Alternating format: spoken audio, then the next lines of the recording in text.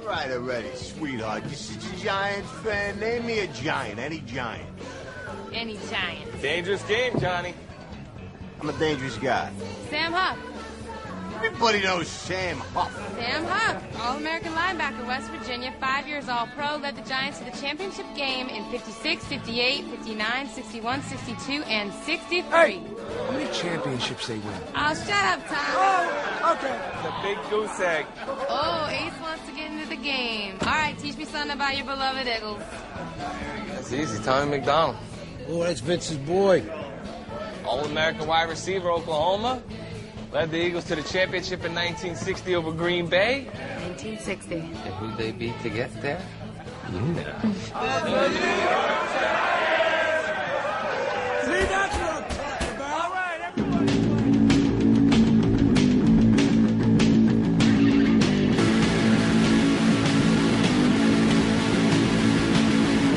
We wrote this Susanna. We go where we go there. They pick up every loser. They pick up every loser. We get it out of me too. You think they really care? I ain't no goddamn son of a bitch. You better think about it, baby. I ain't no goddamn son of a bitch. You better think about it, baby, baby.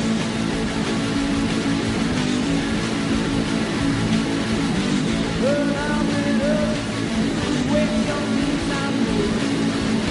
From out the children down, position all your plans. I ain't no goddamn son of a bitch. You better think about it, baby. I ain't no goddamn son of a bitch. You better think about it, baby, baby.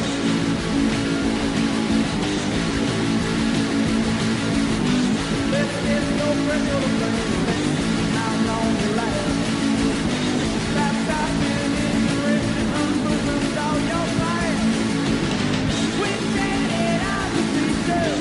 You think they really care? Let's go where we go there. We go where we go there. I ain't no goddamn son of a bitch. You better think about it, baby. I ain't no goddamn son of a bitch. You better think about it, baby. I ain't no goddamn son of a bitch. You better think about it, baby. I ain't no goddamn son of a bitch. You better think about it, baby.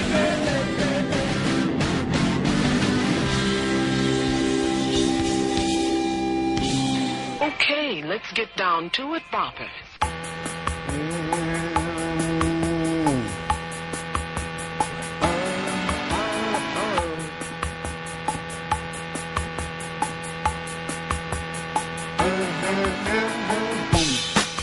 Ah, buddies. Let's get down to it, poppers.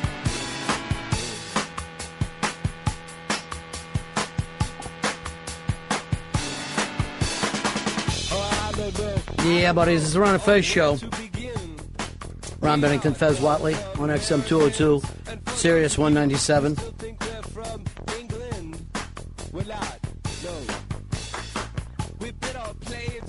Very surprised to see the Mooch open up with a salute to American football today. Hicks, did you go over his head on that one? That was me. Yeah. That's for the Eagles. I thought that'd be a little foreign to him. Now we're having a party for Mooch and Pixie this Saturday night. That's going to be at the Crow's Nest Bar, 2nd Avenue, between 93rd and 94th Streets, this coming Saturday, starting at 9 p.m.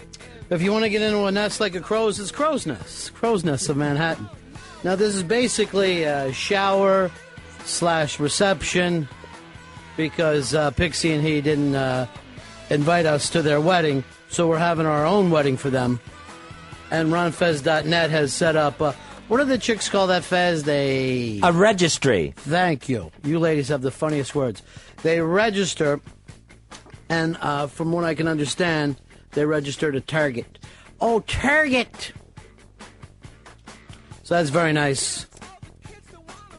Fez, you got to go outside Target, though, because you're made of money. You got to take care of these kids. I think if Target is what they want, Target's probably fine.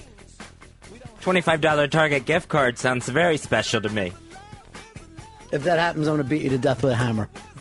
From Target? Right there in front of everyone. Can we have our own little wedding, or is it too late for that? We could have like a little ceremony there. Another the Ron and Fez weddings. I don't know what happens between the Ron and Fez show and the O&A show, but a lot of our listeners marry each other and have children. It's very, very strange. I don't know whether that's true of other radio shows. I think the only other group that does that is Deadheads. And unattractive people will get together, and then they have unattractive children, and then they all go on the road and sell beads and mushrooms. And I'll tell those fuckers, if I don't get high, I'm coming back here. I will fucking be back here in 55 minutes. One time I bought acid on the streets of in San Francisco. 7 hits. Still didn't get a fucking buzz. And then I had that scary feeling of, wait a minute, I just fucking dropped 7 tabs. If this is some kind of weird acid that starts, 2-3 hours down, I'm going to be fucking sideways. And then I actually prayed for that instead of being ripped off by some little fucking dread kid. I still haven't forgot that fucker, and after all these years, I will chase you down. Okay, salute to the Eggs, Fez. And I'm not going to rub it in with Davy Mac, but we all saw this coming. The Giants did not want to be there, specifically Eli Manning.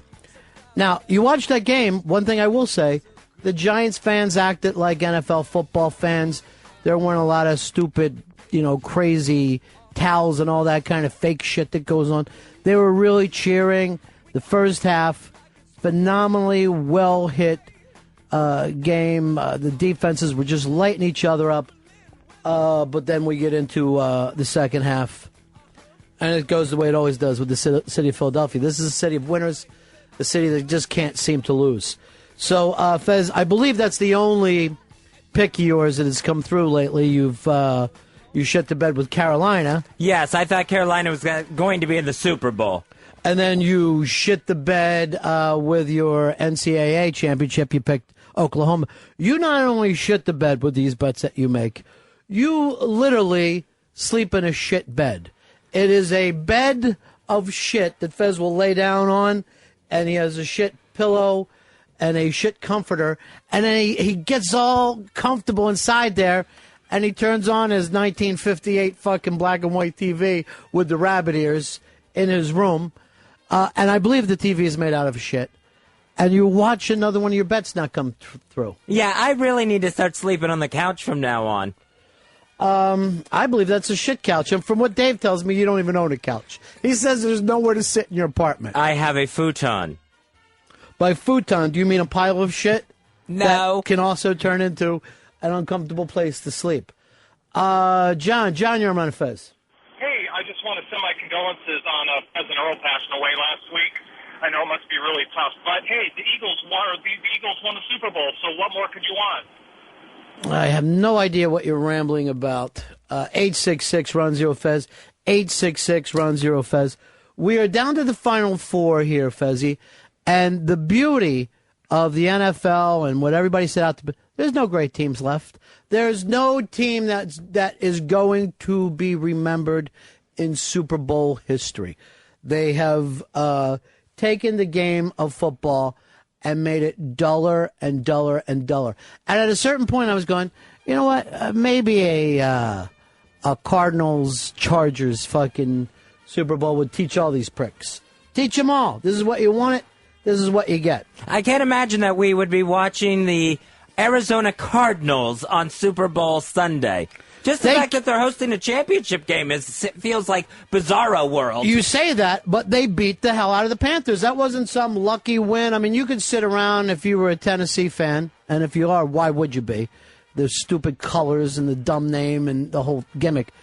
And you could say to yourselves, oh, so many missed opportunities. We should have won that game. If you're in Carolina, you just felt like a gang rape took place. That was the only game of the weekend that was not close at really any point. From the kickoff, I'm like, who the hell is this Panther team? Here is Jeff. Jeff, you're on the Ron and Fez show. Ronnie B. Yeah. Ronnie B, it's destiny. If you remember the Phillies, they were flipping the dates around. 1980 to 08. Now the Eagles, 1960. If you flip that over, it's an 09. Well, there you have it, ladies and gentlemen. Destiny is taking place, and it's a city of destiny. It's a city that can't lose. Here is Eric. Eric, you're on Ron and Fez. Yeah, buddies. Yeah. So after taking his team to 5 NFC championships in the last 8 years, after they wanted to run him out of town again this year, has there ever been this good of a quarterback who's been shit on this much? Well, it was very, very interesting, too, with that game, because obviously they've been wanting to get rid of the coach all season. They've been wanting to get rid of the quarterback all season. Perhaps the sports announcers don't know about a city of destiny, a city that cannot lose any sporting events. But then Donovan McNabb did that thing where he ran out of bounds and he did the hack move of acting like he picked up the play. Buck and Aikman started fucking crying like the man was involved in some public masturbation act. Like some horrible thing took place. And I'm like, should he have picked up the stupid phone? No. Is that the big story of the day? No. Is that all ESPN's going to run this week? Yes. Why? Because no one cares. Here's Walker. Walker, you're on Ron and Fez. Dick Holder, 1229. How are you, brother? Good. Hey, the reason that Eli didn't convert those 2 fourth down plays, he slipped on some cum that fell out of Fez's ass. There's a kind of a new radio shark out there, Fez. And what he does is he brings up the fact that you have cum in your ass. Okay, he's bringing it up incorrectly. I don't have cum in my ass. I'm sorry to hear. I thought that was the secret. So Davey Mack is running the phones today. And I can't catch that guy. The guy's just way too good for Davey Mack. So anyway, that was the football weekend. You could have Eagles, Steelers, Pennsylvania, or you could have the I-95 Bowl where it's Eagles, Ravens. That's the only possibilities that could take place here. 866-RON-0-FEZ, 866-RON-0-FEZ.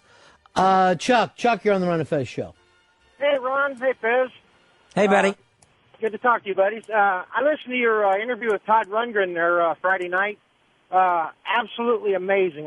I knew his old stuff, and just hearing the new stuff and listening to you talk to him convinced me to go buy the CD. Thank you very much. Yeah, he's a pretty brilliant guy.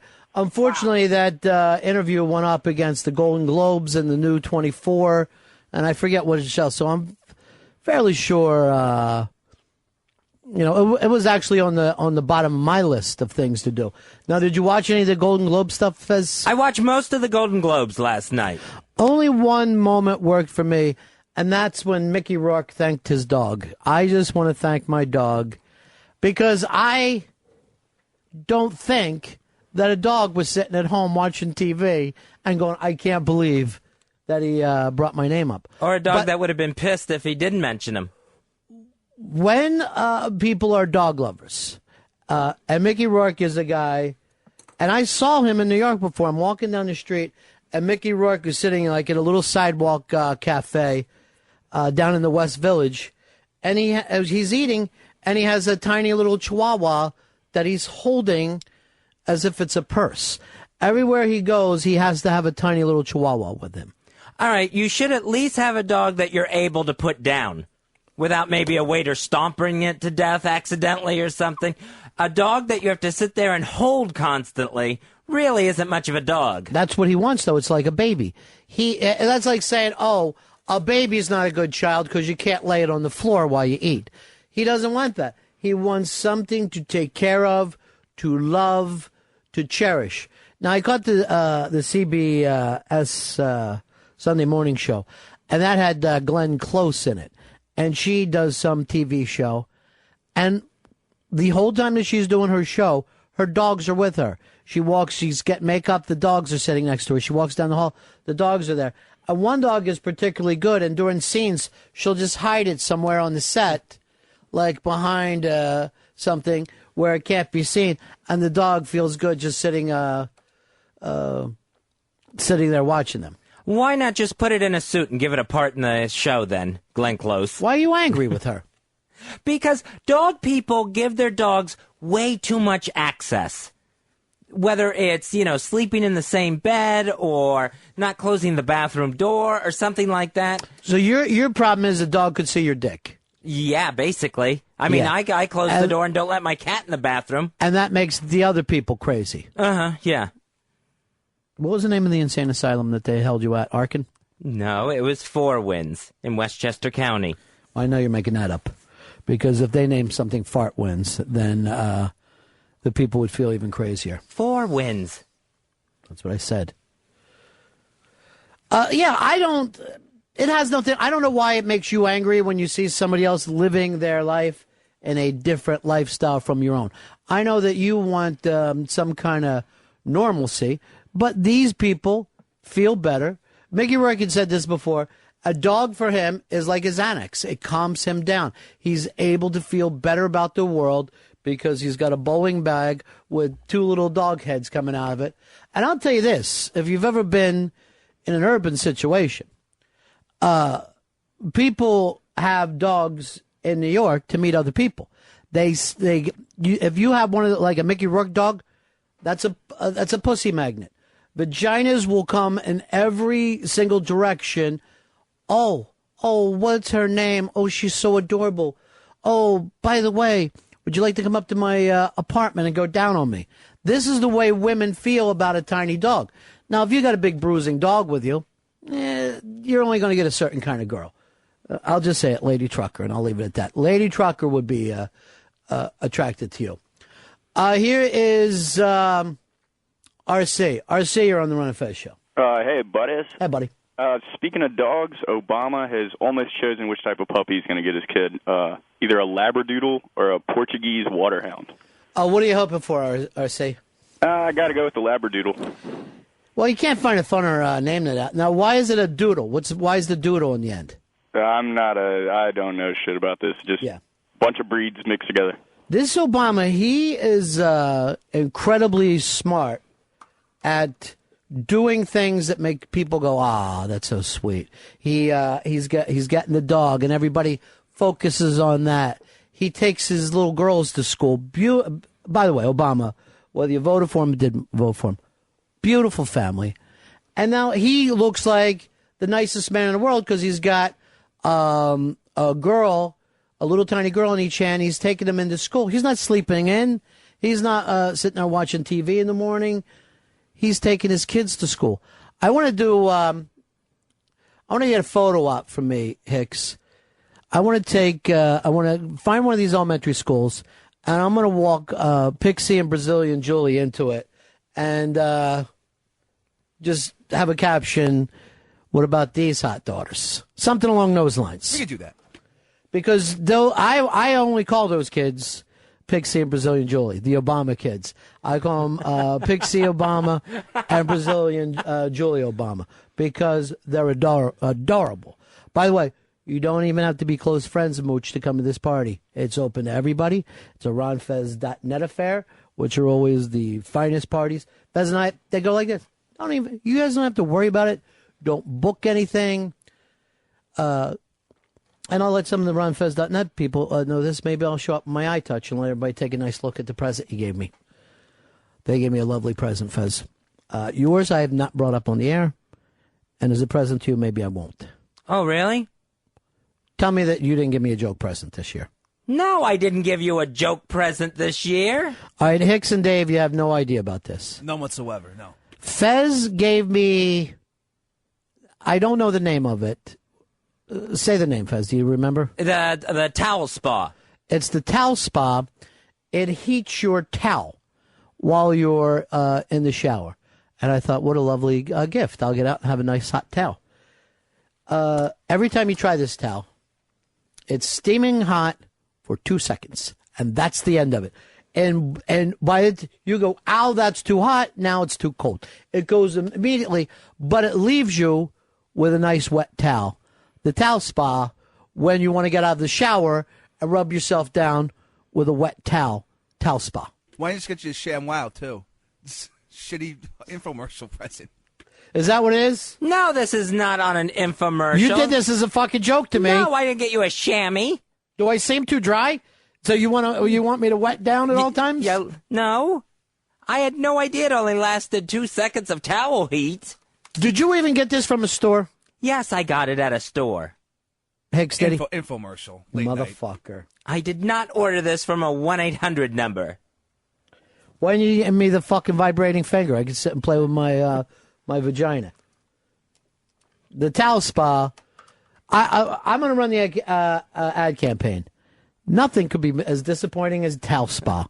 You think you're getting a hot towel, but it's really wet and cold within 2 seconds. Towel spa. That is not how they advertised it as working. It was supposed to be a nice comfort gift.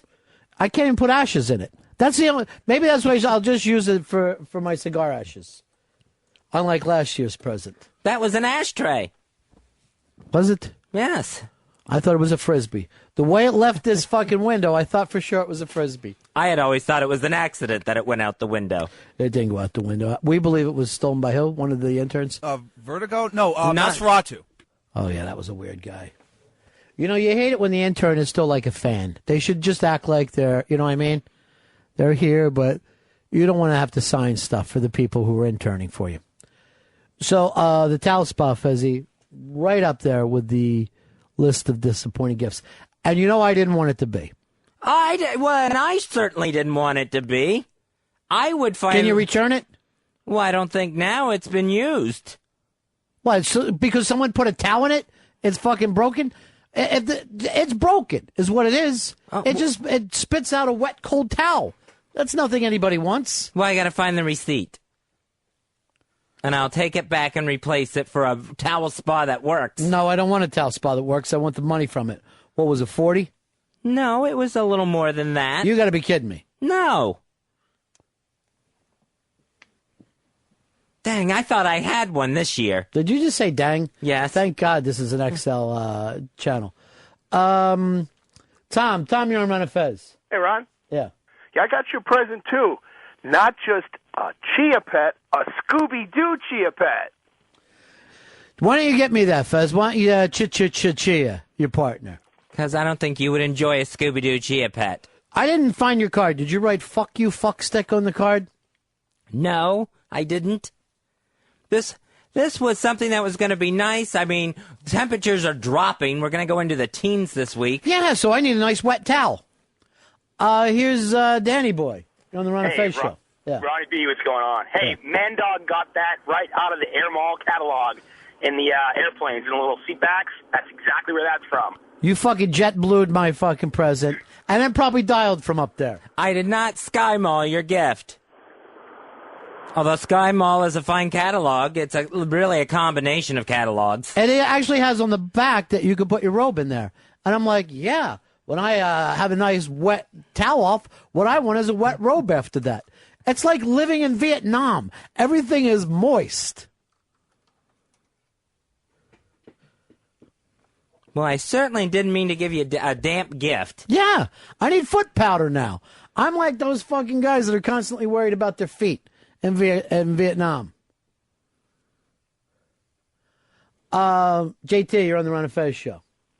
Hey, boys. Yeah.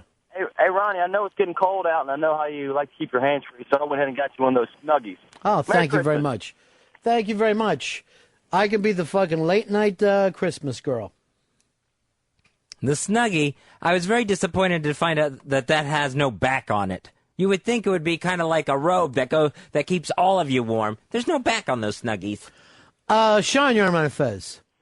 Hey, Fezzy, what are you doing only spending like $50-$60 on Ronnie B? Is that all he matters to you? It seems that way. That is not, it's not all that he means to me. Then go out and buy me something that blows me away. Well, I will take back the gift that you got and try to get it repaired. Well, it's going to be tough because I fucking beat it with a hammer. I don't want this moist towelette thing, Fez. I'm sure, let's say that if I was in the men's room of the 21 Club, I would like a nice moist towelette handed to me by Earl's uncle. But in my own home, I like everything dry.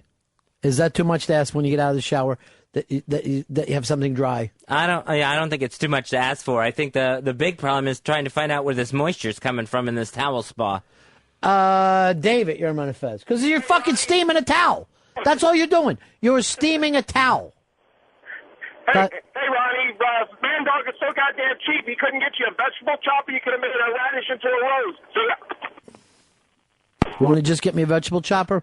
No, because I don't think you'd enjoy a vegetable chopper. Why not? Maybe I like julienne fries. Get me one of those things. Why don't you get me a pocket fish, you cheap prick? I did not go to the As Seen on TV kiosk in the mall. By the way, I just want everyone to know that. I don't think any heterosexual male should ever use the word kiosk. And by the way, from the research I've done, that's still clear. No fucking man has.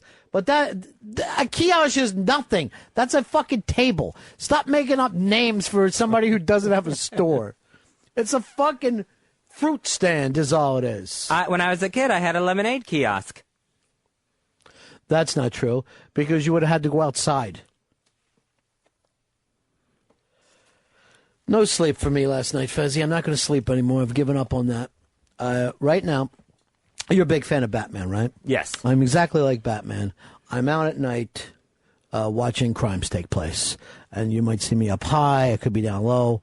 But if a crime takes place, I'll be watching. Exactly like Batman. Are you going to swoop in? No.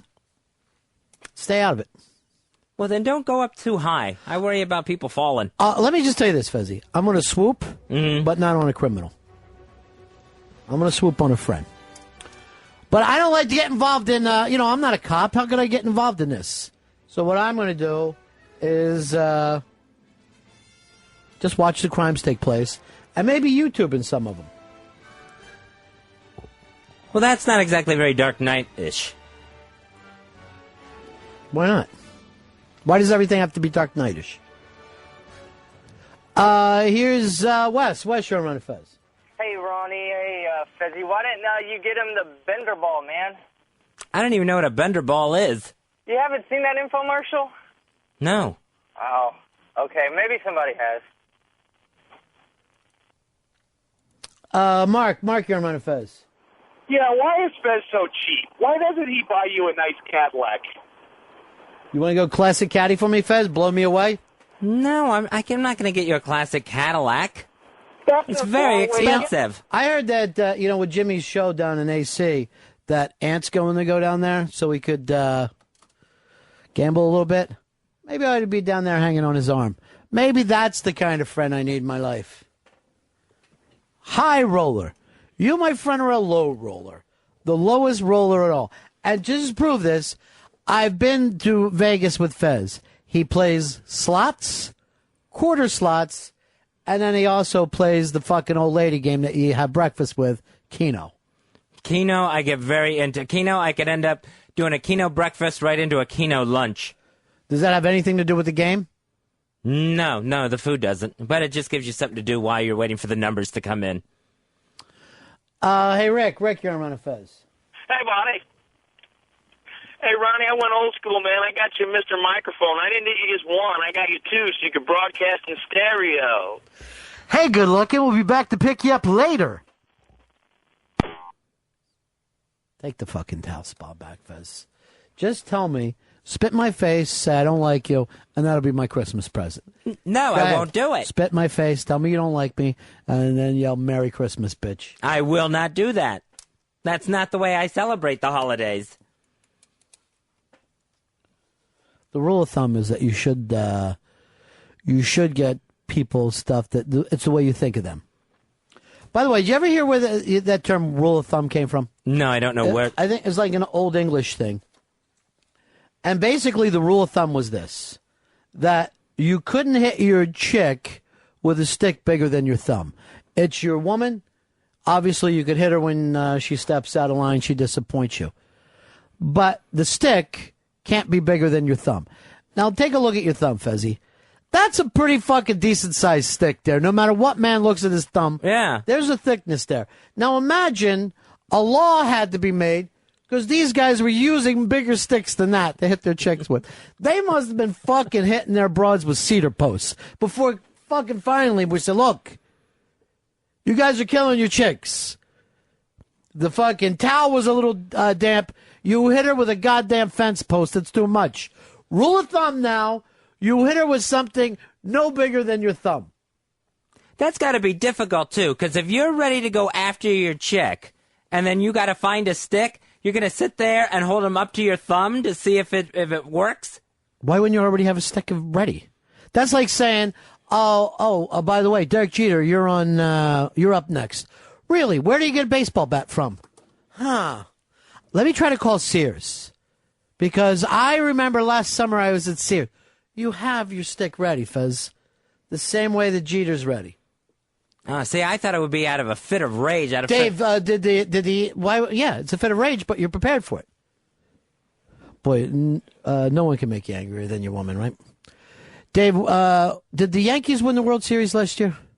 No, they did not. Who did? The, holy fuck. Hold on. All right, you know what? Phillies. I'm sorry, I thought you were going for a comedic thing. I was going to give you a musical cue, but why do that? Speak over me. Speak over me like I was Billy Mitchell, your guest. Here's Laura. I think of Laura, and then I laugh and I don't cry. Laura going once, twice. Oh, hi, buddies. Hey. I think Fezzy should get you a Ron Popeil food dehydrator. You want to start drying out my... What you could do, Fez, dry out my food and make my towels moister. See, that would be the opposite of my goals there. Dave, you live in South Jersey. You live right next to AC, right? About 5 seconds away. I want you there this weekend. And if Ant starts going crazy on the tables, I want you to act like a lunatic and get everybody thrown out. Will do. Yeah. I just want you yelling out, this is my friend, so that the hotels are like, well, this is suddenly become a low-rent crowd. And do me a favor and wear the Ticos, the stinky Ticos. Not that when he got it from Ticos, it was stinky, but he wears the same clothes every day. Well, it's a comfy fleece. You know, that's why I wear it. The comfort factor. Regis and Kathy Lee are bragging about the fact that they're now in high-definition television. A, that already makes me laugh because they're like, what, the last show to think that it's an important thing? And then B, who's the girl who's their producer, Fez? Oh, Gelman. I was going to say Sheepy. What's the name? Gelman. All right. So Gelman is bragging, we're going to have a brand new opening that will put out the high definition so everybody with a high def TV can really enjoy it. So I made sure I turned it on today. And Gelman seems like he gets confused with what high def is and what 3D is. And there's a lot of things that I think that he thinks are exploding from the television and coming out at you. So, you know, the letters just kind of raise up. And I'm like, we don't have 3D glasses at home. By the way, have 3D glasses for the Super Bowl. A 90-second commercial for the new animated special, Monsters vs. Aliens. Monsters vs. Aliens. Now, this pisses me off. They said, first time ever, 3D commercial in the Super Bowl. False. I remember Coke did one back in the 80s. Oh, that's right. I think you had to get, you had to go to certain convenience stores to get your 3D glasses. See? You know how to get things. You don't have to wait for the last second like you thought with the rule of thumb. You go out, you prepare, and you have things in advance. Here's Chris. Chris, you're on the Ron and Fez show. Yeah, I think Fez should buy you a set of knives so he can stab you in the kidney with them. You want to stab me in the kidney, Fez? No, I don't want to go anywhere near your kidneys. Let's do this. I like your kidneys just fine. Why don't you tape your eyes back, stab me in the kidneys, and yell out, Merry Christmas, Mr. Lawrence. Little David Bowie thing there, too. I guess that's over everyone's head. No one? Mr. Lawrence, Bowie? Movie? By the way, speaking of which, and you can't, you know, the one thing about the Ron and Fez show, PC. We are politically correct for everything. And the reason why, look what's happened to this little Bonnie Prince Harry. He says a couple little things, and the entire world's mad at him. Here's what drives me nuts, is he is a pretend leader in that country. He doesn't have any power. They put him in the military because it looks good when their princes have all these medals on them, like they were Prince Charming out of Cinderella. I haven't read one thing out of the military or heard anything that everybody said this kid doesn't really kick ass. They give this kid all the credit in the world, but they're treating him like a regular guy when he's there, right? Right. But then when he talks like the other guys, then they bust his balls and act like, well, you represent the crown. Yeah, well, like the Prime Minister had to make a comment on it. Now, if anyone else of any other rank said this in the Royal Air Force or whatever it's called, the Prime Minister would not be commenting on it. He's not in the Air Force. I think he's in the Army, right? He was on the ground? Yeah, he was a ground troop, yeah. Yeah. Well, yeah, obviously the reason why it's... what side of this are you standing, Fez? I'm trying to figure it out. I am standing on the prince's side. That they build this kid up into something that's imaginary, that he's third in line to the throne, like that really means anything. Then he says something and they get upset about it. Well, I think, I'm going to go with the opposite here. I think he said something, obviously, like 3 years ago. He called somebody, one of his friends, and in a friendly way. There's our little Packy. He's one of the guys in the troop. Then the other guy had his thing up, and he goes, well, you look like a raghead. Well, they're in Iraq at the time. I'm sure if you've ever been around any soldiers, they normally don't go out of their way to have a lot of respect for the enemy. And then the third thing that had everyone appalled is that he was on the cell phone, and he's acting like he was with his grandmother, and he's like this. Yeah, I got to go. I got to go, Grandma. All right, God save you. All right, bye. Which is hysterical. That's a fucking funny joke. I don't care who fucking came up with it. Here's Chuck. Chuck, you're on the Ron and Fez show. Hey, boys. Ron, as a gentleman, Fez could have got you a gentleman's gift. How about a box of Camacho Maduro cigars? Fezzy has a thing with his gifts, and they're always so interesting because they're unusable. So... the cigars I ask him for every year, get me cigars. Yeah. No interest in that whatsoever. Why? I would like it. That's the only reason why he gets me cigars. Well, I'd like to get you something that's a little more out of the ordinary that I think you'd really enjoy. First of all, you couldn't buy a fucking box of cigars for $40. I didn't pay $40 for the towel spa. What'd you pay for it? It was more than that. Just tell me. I believe it was like $90.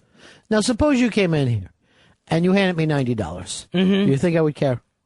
Do you think I would even go, wow, this is great, this is life-changing? No. Then don't bother. Don't bother with the gifts. Right now, it's just fucking aggravating to me. Wet towels. A moist towel. I have to get out of the shower. That was not the intention. Well, I will put it on the failure list, but it was not the intention. Fez, Tebow from the Florida Gators. What's his whole name? Tim Tebow. That can't be it. I think it's Tebow Price. Tebow Price said that he would be going back to the Gators. Now, there's some people calling him the all-time greatest college football player. He could leave there, make a little money. He's deciding to stay a Gator. You, being from Florida, still root against the Gators for some odd reason. Well, yeah, I didn't think they were going to win the game against Oklahoma. I thought they were playing a little cocky. But I mean, the Gators themselves, they're not your team? No. I cheer. I even go out of state. I cheer for Notre Dame. Davey Mack, Tim Tebow, the man I call Tebow Price. Good idea or bad idea? Him going back and doing the last year in college. It's a great idea, and I'll tell you why. Yeah. Fuck it, if he gets hurt, doesn't matter. He will have his life paid for him by the state of Florida forever. He comes back after winning a Heisman and 2 championships. He's not going to have to pay for a meal for the rest of his life. Those people love college football. Doesn't matter. No, they like current college football. There's no such thing as an ex-college star that everybody... They end up looking at you for your pro career. You think people in fucking Ohio are still fucking proud of Archie Griffith after he fucking bombed out? Where are you on this one, Fezzy? I think he knows he can't make it in the NFL, so he wants to try to put that off for as long as possible. Now, we're talking. Fez Whatley is 100% correct. This guy can't make it as a pro. He wasn't even going to go in the first round. How the hell is he the greatest college player if he's not good enough to play pro football? Yeah, it's because it's a crazy college football style. He could actually leave after next year with 3 national championships and 2 Heismans, and still would probably be a 3rd or 4th round pick. I got a note from Mafia Life Chris. You can buy Don Rigo Robusto Grande $40. $40 to get me as a gift. And those cigars are drier than the towels. Much drier. I am not going to get you cigars. That doesn't take any You know what imagination. I'm thinking about doing? Taking those cigars and putting them in the towel spa. And seeing if I can't get it a little bit... Brian. Brian, you're on the Ron and Fez show. B180, Mr. Bay. Yeah. Hey, just to clear it up, Prince Harry was a FAC, which is a forward air controller. So he was with the Army, but he was calling in bombs for the guys on the ground. He was there, man. Where do your moms? Peace. Yeah, you're calling the guy fucking a joke, Fezzy, but from everything I've read, and maybe I'm wrong about this, everything I've read, the people in the military go, no, this guy's going to go the distance. He's going to be a career military man. See, but they put too much on him. That just because he has this pretend title of prince, they expect him to actually be running the military. I think it's an overreaction. Here's what they expect. The fact, and I agree with you that it's an overreaction, and what always gets to me about these, he used a bad name for somebody, right? Is it never becomes a real dialogue. Now, here in this country, I mean, would Paki even be considered a bad fucking word here? We don't have a lot of Pakistanis. We don't use the word. So it means nothing. To me, it's like calling somebody an American. Oh, wait, I'm an American. Don't call me an American. I wouldn't give a fuck about that. So that whole thing always seems like a fucking joke to me. And, but I mean, Fezzy, I know that to you, you don't think being a prince is a big deal. But it is to the people in England. Do you know what I'm saying? This would be like if you found out that somebody high up in our government was doing this kind of stuff. They do care about it. But then again, you put the guy in the military, and wouldn't you expect him to talk like other military guys? Where are you on this one, Well, David? I only think that people are giving him shit because he was the guy who dressed like a Nazi for a Halloween party. So, all right, let me stop that too. Halloween. It's fucking Halloween. Yeah, I know. You're not allowed to dress up as Charles Manson for Halloween? You are. It's like if you dress up like Charles Manson, people will think, oh, that's funny. But when it comes to Nazis, it's such a sensitive matter. And I agree with you.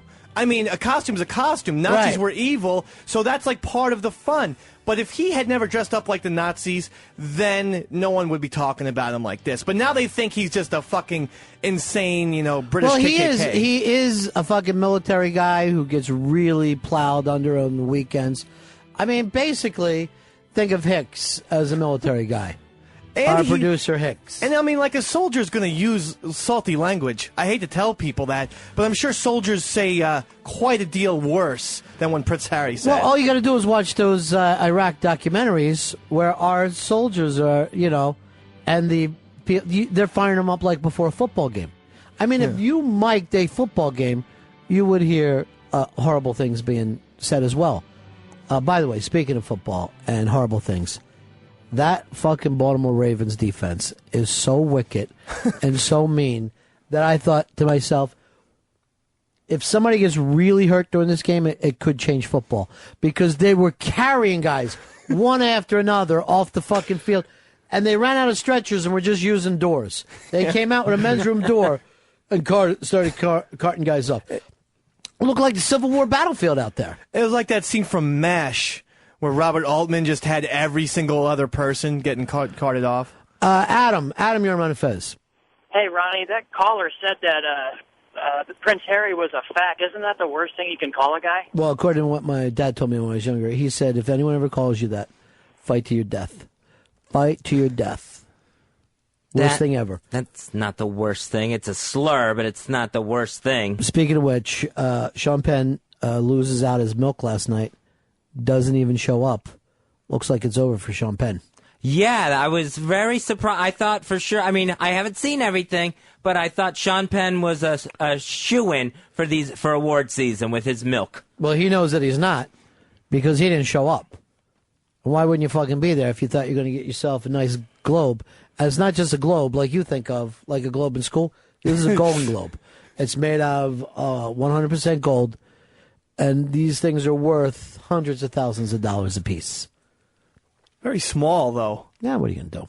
You would think it would at least be like a real globe, like at least Well, that it's a golden size. globe. A golden globe is different. It was like a golden gumball. Fucking starving. I wouldn't even mind chewing on a golden gumball. This is only between Rourke and Pitt. That's it. Everyone else should leave. Some girls actually dress like they're on the Tennessee Titans.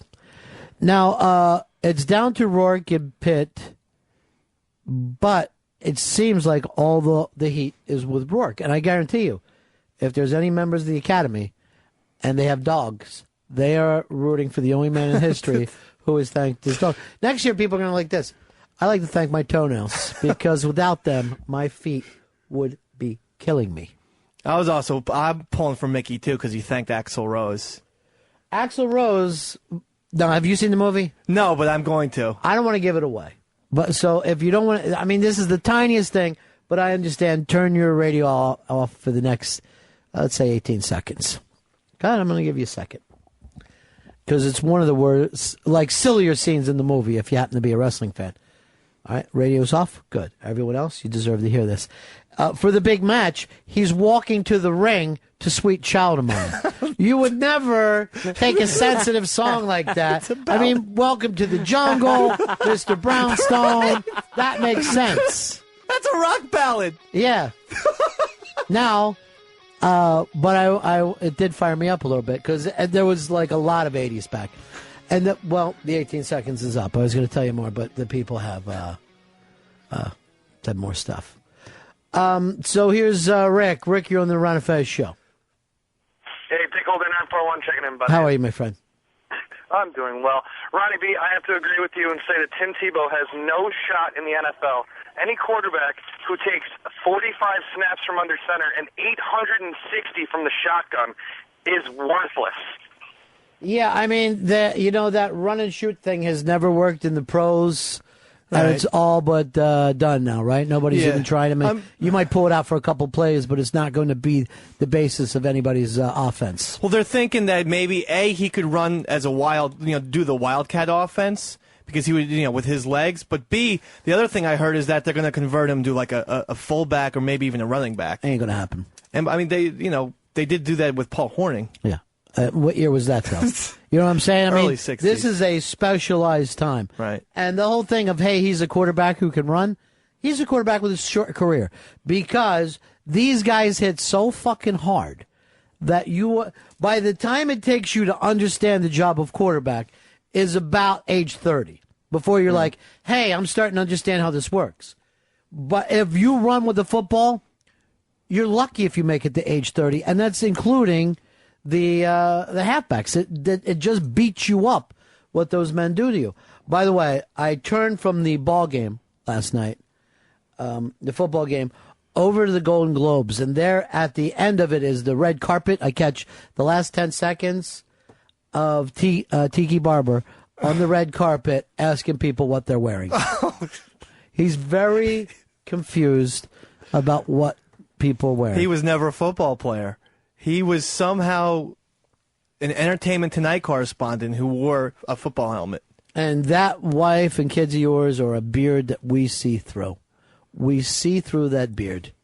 Wouldn't he have a vested interest in the Giants-Eagles game? For Christ's sakes. Yes. He couldn't have been at the game yesterday supporting his team? I'm going to guess that game was so painful for you to watch.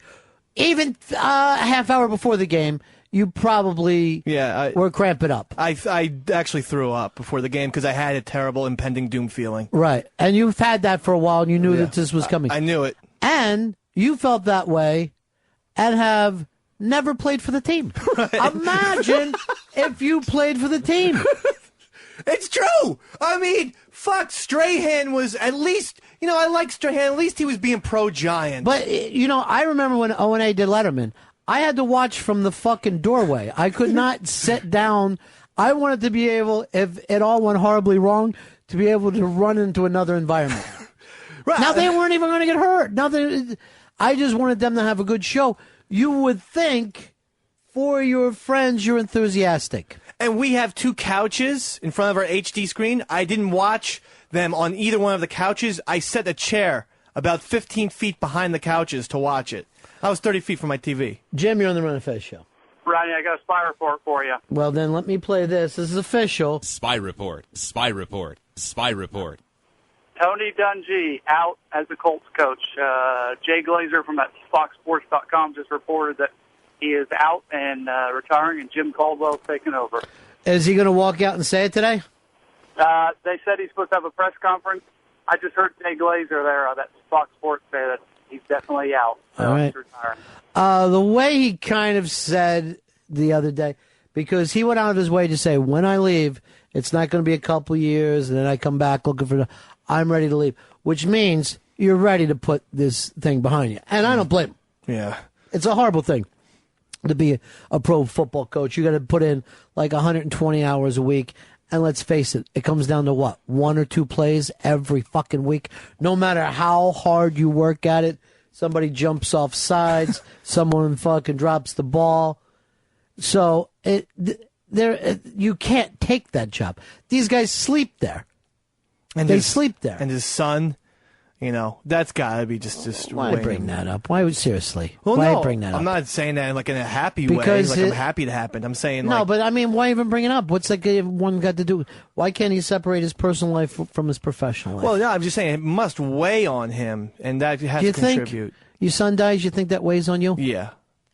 But I'm saying that must have contributed to yes, but why be so obvious is what I'm saying. Oh.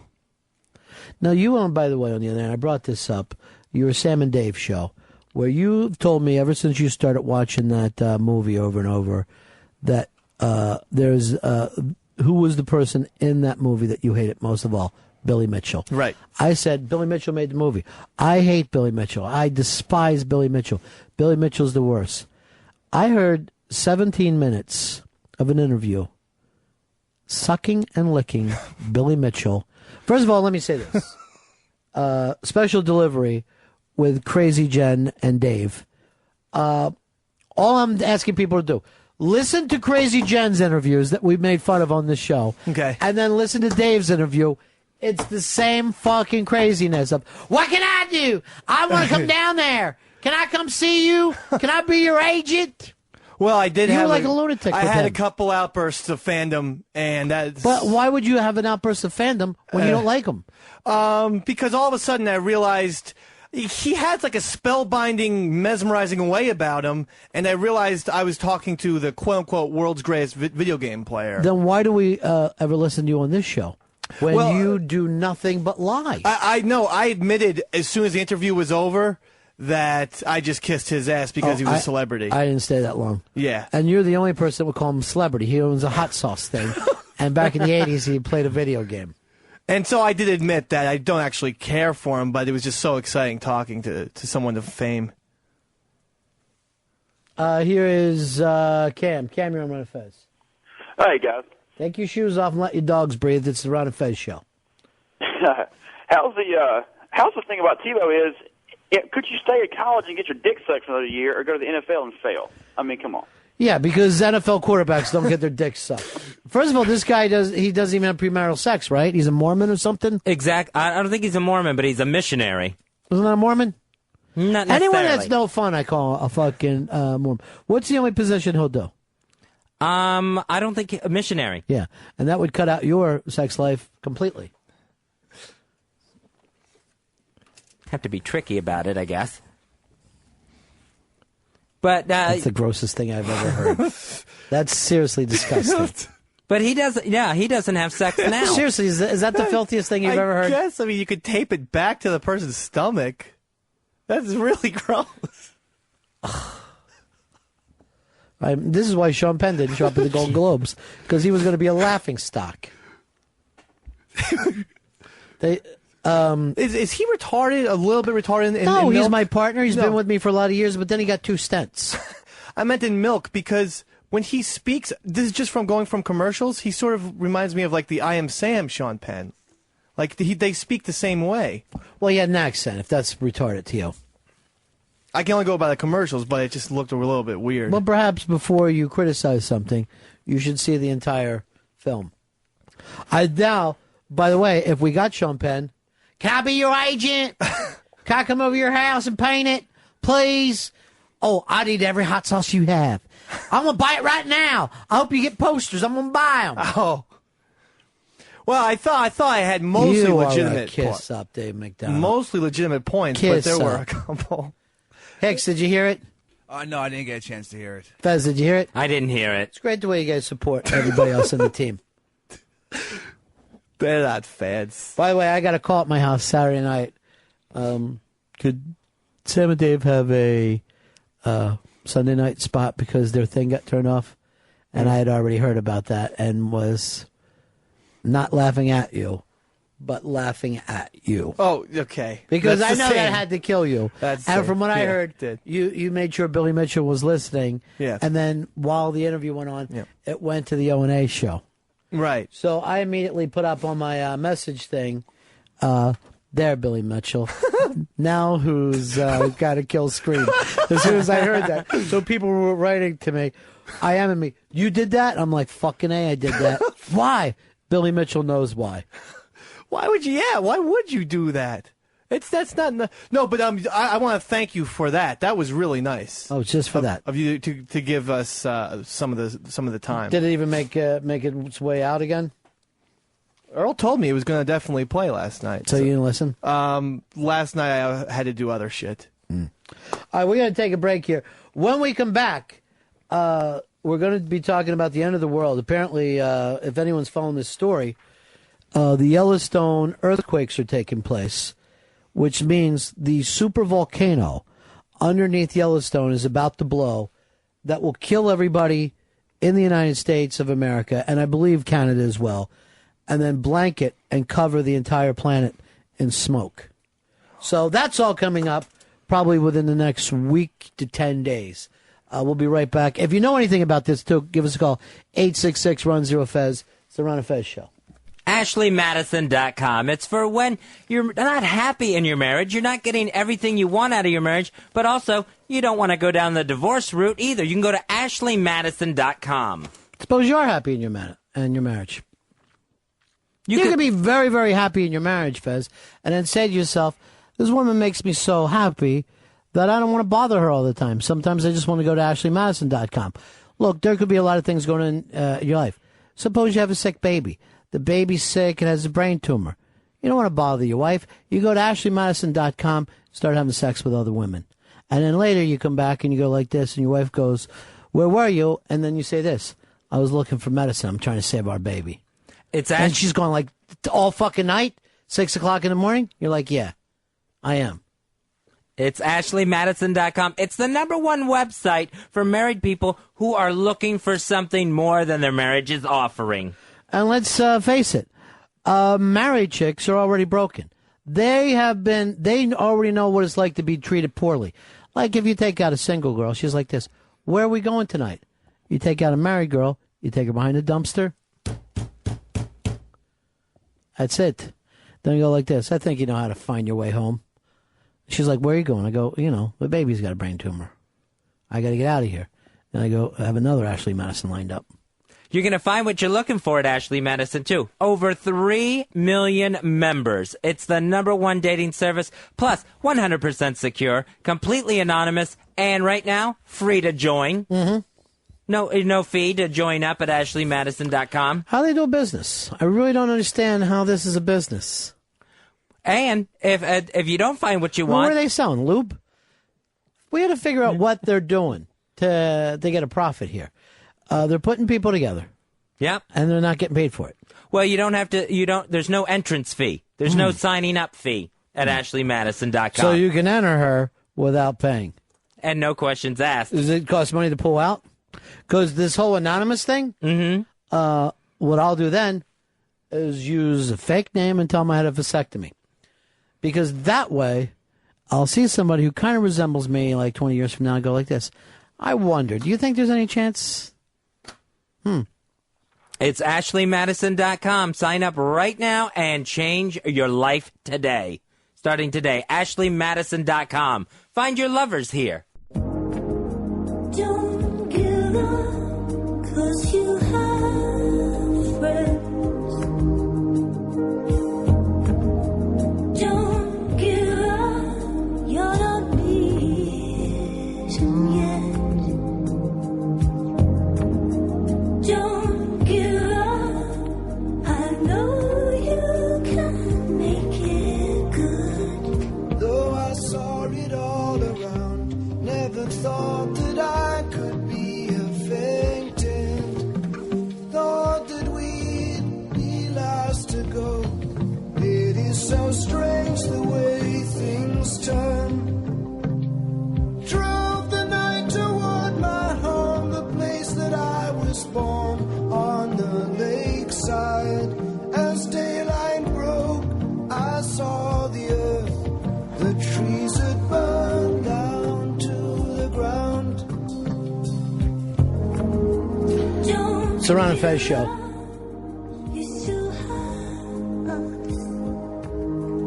Talking about this end of the world scenario that's coming out of Yellowstone right now. And can you just feel the feeling of doom, Fez? Oh, it's out there, yes. Just feels like this scenario of one that the government, nobody else can even deal with, because this is just part of living on the planet Earth, which is no guarantee in being a human. So apparently there's this super volcano underneath of Yellowstone. And these earthquakes could be signifying that this thing is going to explode. And when that happens, there's nothing we can do about it. Volcano's bad enough. To have a super volcano laying there. 866 Ron Zero Fez. 866 Ron Zero Fez. It's the Ron and Fez show. If anybody knows about this or could give us some of this, apparently when this thing goes, we all go with it. Which I like the idea of, because that could fix this economy once and for all. That could get us out of the economy problems that we have. What's wrong, Davey? I'm really worried. What are you worried about? I have a baby, and I have another baby on the way. And well, I don't want you to worry. But if this thing explodes, your baby and your pregnant wife will explode with it. I know. So if that helps and puts you at ease at all, just think of it this way. A super volcano exploding through everything that you love. A modern-day Pompeii, if you would.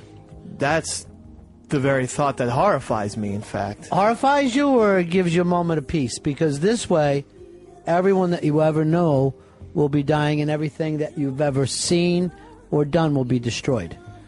See, this sounds like a nightmarish scenario. I don't know why. It's just science.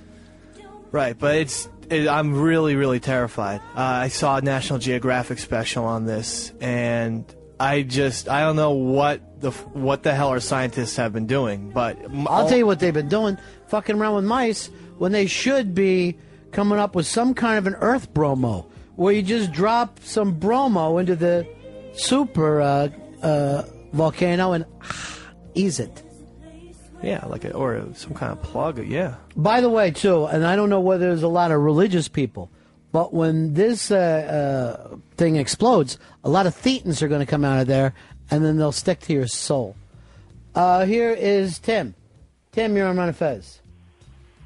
Yeah, hey, Ronnie. The Yellowstone actually ended the dinosaurs, and you wouldn't die instantly. We would die from starvation and freezing cold. All right, so the lucky ones will be destroyed immediately. That's the lucky ones. The rest of us that live through this won't be able to get the sun's light. We will be frozen. And they said we'll probably be, the ones that survive will be eating their babies. Oh, my, that's terrible. Well, I'm not going to eat my baby. Can I just have some? No! Because I don't have a baby. This isn't funny. This is a real serious scientific catastrophe that's going to happen here. It's really it's really where you should start eating the babies. It's where you're more of a worrywart. Yeah, I mean, you're going to worry about this. Well, here's the thing: is that Earl, give us some music underneath. We were all fucking in a nice music. We're set up for. What happened with Hicks? Why did Earl end up back in the chair? I don't know. Yeah. Between Earl and Hicks. Tag out. Josh, you're on the Ron and Fez show. Hey, Ronnie, I got some facts and figures for you if you want them. I can tell you how big it's going to be and stuff. Please, give it to me. All right, well, they say... Oh, my God, he's gone. The one thing that we could have gotten facts and figures from. Chris, you're on the Ron and Fez show. Hey, Ronnie B., how you doing? Yeah. Good. Hey, listen, I was just wondering if I should stop making my credit card payments and mortgage payments so I don't have to worry about it anymore. I wouldn't do it. I would put my investment in babies. I'm going to try to adopt so I'll at least have some food. I don't want to be without food. But even the food. Can I babysit? No, I'm not letting you near my children. Two things I want to do: babysit and borrow some mayonnaise. See this sounds like you plan on eating my babies. Yeah. How much your baby weigh?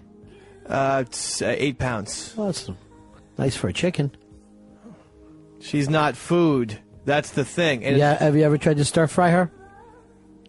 I mean, she's not big, but some rice. See, this is what I fear that the super volcano is going to turn people into. Is just monsters who want to eat. Well, this is all going on in Yellowstone right now. Now, I have a really good friend, Steve, out there. Steve from Yellowstone. And he is keeping an eye on everything for me. Let's go in to Mark. Mark, you're on the Ron and Fez show. Hey, Ronnie, the timing of this could be, perfect. Could prove the Mayans right. You remember they had the calendar that ends in 2012? Yeah, but I have my own theory about why their calendar ended in 2012. What is it? Lack of paper. They did not have the paper we had. X-Ray, you're on Ron and Fez. The big problem, Ronnie, with the Yellowstone caldera, which is actually a series of volcanoes, not just one big volcano, it's a series of volcanoes.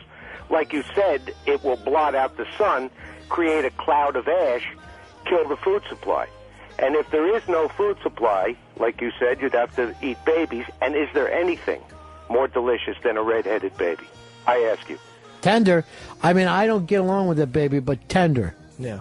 Tender as the Thigh was my favorite book growing up. You'd be the last one on the list to eat her. What does that mean? Well, it's just, I mean, yeah, as you just Didn't I just out. give you an hour of our time the other night so you could rerun Sam and Dave? Yeah, you did. All now right. I'm going to be the last to eat her? Well, because you just... I'll take those bones and make some soup. Stew. It's so graphic, and we haven't gotten to the place yet. I'm very upset because I used to never care about supervolcanoes, but ever since I had children, That's the problem with having kids. I've told you that time and time again. As soon as you have kids, you're like, what? End of the world? And you start to worry about it. Look at Fez. He doesn't care it's going to be the end of the world. I know, I can tell. But, you know. You ought to start eating pork again, Fez. Well, and I by know. pork, I mean the guy who's in your ass. And by... That's a horrible nickname for someone. Pork. Well, he's porking you was the joke. Oh. Wasn't a nickname. I was going by, do you have sex? Do you know anything about this? You're not even slightly worried. No, I don't think it's going to happen. I'm trying to. It is going to happen. They said it. It's happening now. The earthquakes are going by now 3 or 4 every hour. 3 or 4 every hour. And they have, they're stopping people from getting close, and they've flown in all the greatest scientists from the world to look at this. And who wants to freeze to death? I mean, we're all the way on the East Coast right Do now. you realize this could happen before we get the first black president? And then, there's something. On and the then bright someday, some aliens will come here and they'll discover our civilization under all this soot and rubble, and they'll be reading and they'll go, "I wonder why they never had a black president." And there's no one there to say we did. We did. It just didn't happen in time. Here is. Can you get somebody on this phones to Hicks? Thanks. Who is that? Earl now? Yeah, Earl. Switch back with Earl. Switch back. Thanks. Earl, you go over there, because I've got all the phone lines lit, nothing written up. Why isn't your helmet on? Put your helmet on at all times. Dan, you're on Ron and Fez. Hey, Ronnie. Yeah. Hey, they said the ash cloud from the Yellowstone caldera could be so huge that it'll blanket everything to the Mississippi River with 3 feet of ash. Wow, 3 feet of ash. That's got to be just at the start. Then that thing's going to travel, that ash cloud. Well, they say it's going to blanket the whole world. The whole world will be blanketed, and then the frozen winters will come in because we won't have the sunlight coming through. So even people in Asia, they're going to... No, they'll be fine. The whole world except for Asia. Yes, Asia, too. Asia is part of the whole world. You got another place? No, I just... You want to ask about Akron? I just was wondering if we could move somewhere, because honestly, Mr. B, I'm seriously considering it. Like, I've never been this scared in my life. Go to the high country, my friend. You want to leave now? Go grab your wife and baby and head for the high country. Maybe there's a chance you get up high somewhere and you'll get a little sunlight for yourself. See, I just don't understand why we haven't thought of preventing this. This is going to happen, Fez. Earth Bromo. Earth Bromo is what we Yeah. need. Here's somebody who understands science. It's our own Hard Rock Johnny. Hello, boys. Hey, Johnny. Hopefully this explodes before the Eagles win the Super Bowl.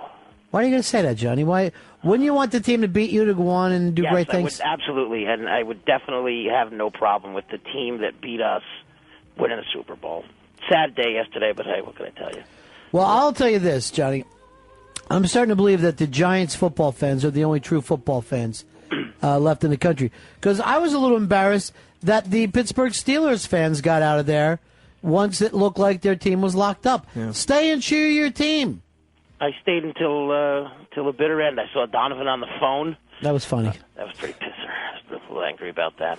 Did you drop the N-bomb? I might have. On your phone? I got to tell you, though, the true classy gentleman in the world, the Blowhard, sent me a sorrow email and said he was very sorry about my team. And oddly enough, Blowhard sent me one that said congratulations. The true gentleman. Yeah, he is. He is a gentleman. So the last time this thing exploded was 640,000 years ago. It ejected 240 cubic miles of rock and dust into the sky. And there's been about 3,000 earthquakes a year over there, but they've been picking up lately. Yeah, they're coming at incredible speeds now. And they said there's a bubbling. There's a bubbling that's coming up from underneath the ground. It's scary. Did you watch the movie when it was on, Super Volcano? The two-night made-for-TV movie? It was very scary. I got to tell you the truth. I don't watch a lot of made-for-TV movies. Made-for-TV movies are so bad that the stupid John Adams thing won all the Golden Globes last night. It really did. That's how bad made-for-TV movies are. I'm pissed because there's this really good book I read called The Last Templar, and it was all about the Knights of the Templar, and it was about modern times. Mm-hmm. And it's next week. It's a made-for-TV movie, and I'm like, damn it, why has it got to be made for TV? Because it stinks. Your books stink, and they get made into lousy movies.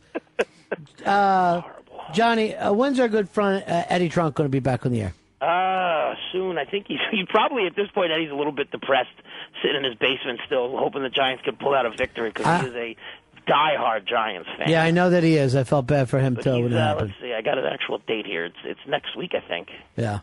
He's back to rocking and rolling on SiriusXM satellite radio. All right. Well, invite him whenever you talk to him. I've asked Earl to do this, but it does no avail. If he wants to get back on our show and plug before his Monday show the goes live. 19th. That is his first official date back on the air. Well, we'll all be listening. Yes. I will give him a call and tell him to give you guys a buzz. Thank you, Johnny. All right, boys. Peace. See ya. So this is it, ladies and gentlemen. They don't want you to know it, but there's a super volcano about to erupt. And there's no... Here's what you should do. If you have people to apologize, now's the time to do it. If you've done something hard... If someone loves you, and then you said something to that person, offhand, you didn't even realize what it was, but it was like a knife through their heart. Say to them, look, I don't know what went on there. Sorry about that. It was just an accident. Some of the things I told you weren't exactly the way they were. That's why I act the way I do. Or Fez, have you ever have gotten somebody a bad Christmas gift? Mm-hmm. Now would be the time to say, what do you really want? And then give that to them. I've always given very nice Christmas gifts. Things just go wrong. Then you're not one of the people in the bit. You don't have to go along with the bit. You're one of the people doing something else. But this would be the time. Let's suppose if you went in and ruined the O&A show the other day, then came in, locked up, and played 45 minutes of bad radio with them today, might be the time to pick up the phone, call them, and say, I'm sorry. Thank you for the helmet, but I'm sorry. Here's Rich. Rich, you're on Ron and Fez. Hey, what's up, guys? Yeah. So yeah, they had some scientists on the radio. He's talking about that they're measuring earthquakes up there, and 4.0 is the danger level. If it goes above 4.0, that's when all the top scientists are supposed to come in and read it. They say there's a 600-mile kill zone, and that they'll be able to 3 weeks to a few months worth of getting people advance notice so they can get out of town. Well, here's the deal, though. You said 4.0? I read it this morning. It was 4.1. So, yeah. Then, yeah, that's a new one. So that would mean when you said... That's it. Here's our good friend Arch. Arch on the Ron and Fez show. Hey, buddies. Yeah. Anybody call Bruce Willis, see if they can drill in there and take care of this thing? You know what? I could tell, Arch, you're a Catholic, so you feel like you're going straight to heaven. The rest of us are not in such a hurry to get to that promised land. No. I highly recommend Dave to start going to church. Well, I'm going to tell you what. I really want to get my child and my unborn child baptized. And that, I mean, when this shit happens... The priest is going to have to reach way inside. Want to cover all your bets? Well, it's like I would feel really depressed if I was in heaven by myself. Because my wife is Jewish and the kid is not baptized. You're right. The unborn kid is... Why don't you do this? I know terrible, man. Why not first night in heaven? And I know you're going to be missing them. Why don't you go out for wings with me and Arch? We'll just go out, we'll get some chicken wings, and then some actual angel wings. Right. Well, you'll probably have your family. Oh, yeah, I will. I did all the stuff I'm supposed to do. I don't go marrying outside the religion, and I made sure I dipped my kids in the water with a priest, not on my own. Yeah, I know. But I didn't do that, and also I see on I think it's either National Geographic or History Channel. It's Apocalypse Week. Apocalypse Now. They're calling it. Not the and this is like the number one thing that they say will kill us off. The supervolcanoes? The supervolcano is number one. That they think it's way more risky. By the way, you know what number 2 is? What? Blacks, which was really surprised me. That surprised me. I didn't think they were going to rank that high. No, that was a surprising, I guess. But, I mean, this beats even comets, nuclear war, plague, or artificial intelligence. We're also on the list. I guess artificial intelligence? Who worries about that? I swear to God, that was on the list. And of the things that will kill humans. Well, and also on that list is using incorrect towels. If you don't get completely dry out of a shower, pneumonia, death. Here's Dan. Dan, you're on Ron and Fez. Hey, guys. Adding to your comment, Ron, about moving to a higher ground, experts have already determined that a person with a little cabin that's got his own land where they can raise their own livestock and grow their own crops, that people with mansions will be coming up to them, asking them to take them in. I mean, all the land, all the nice homes that you own. Or guess who I'm going to be cruising around with? Anthony. And we're going to be taking livestock, and we're going to be living in mansions, and we'll be better off. This fucking thing, it's going to look like that Mel Gibson movie. What was that Mel Gibson movie? Mad Max. No, I was thinking Bird on a Wire, where you're going to be traveling around with. See what? This is why I need the Fezzy. This is why I need the responses so that I can do the jokes. Right. That's the whole thing. When I get the responses, then I can tag back off there. But the constant agreements, that's not going to work as much for me. Jeff, you're on Ron and Fez. Hey, buddies, love the show. Hey, I got to implore you, Dave. You could save the world here, and here's how. This volcano may need a virgin sacrifice. You might just have to throw that baby in the volcano. You got another one on the way, man. That's not funny. You guys... Did you see this girl online selling her virginity? She's 22 years old. I think she's up to $250,000. Wow. I saw her, not all that attractive. She wants to go to law school. So that's why. But now her tuition's got to be paid for and then But some. is she legally allowed to do this? Wouldn't this be an illegal transaction? I would totally think she's selling sex online. That is illegal. I disagree. Right? No. What else do you do when you're a prostitute? You say, how much will you give me to sleep with you? And then when they do, that's a fucking illegal act and everybody gets arrested. Well, these conditions have been set up already. And if she's allowed to post online without the government coming in and saying, hey, what you're doing is illegal. If they So don't say online that- doesn't have to follow federal and state and local laws. Well, I just do think that some different rules apply. Like, for I'm instance, saying she can post what she wants. Yeah. But the second money transfers, and she's taking money from for sex, it's over. Here's what I think this fucking little girl is trying to do.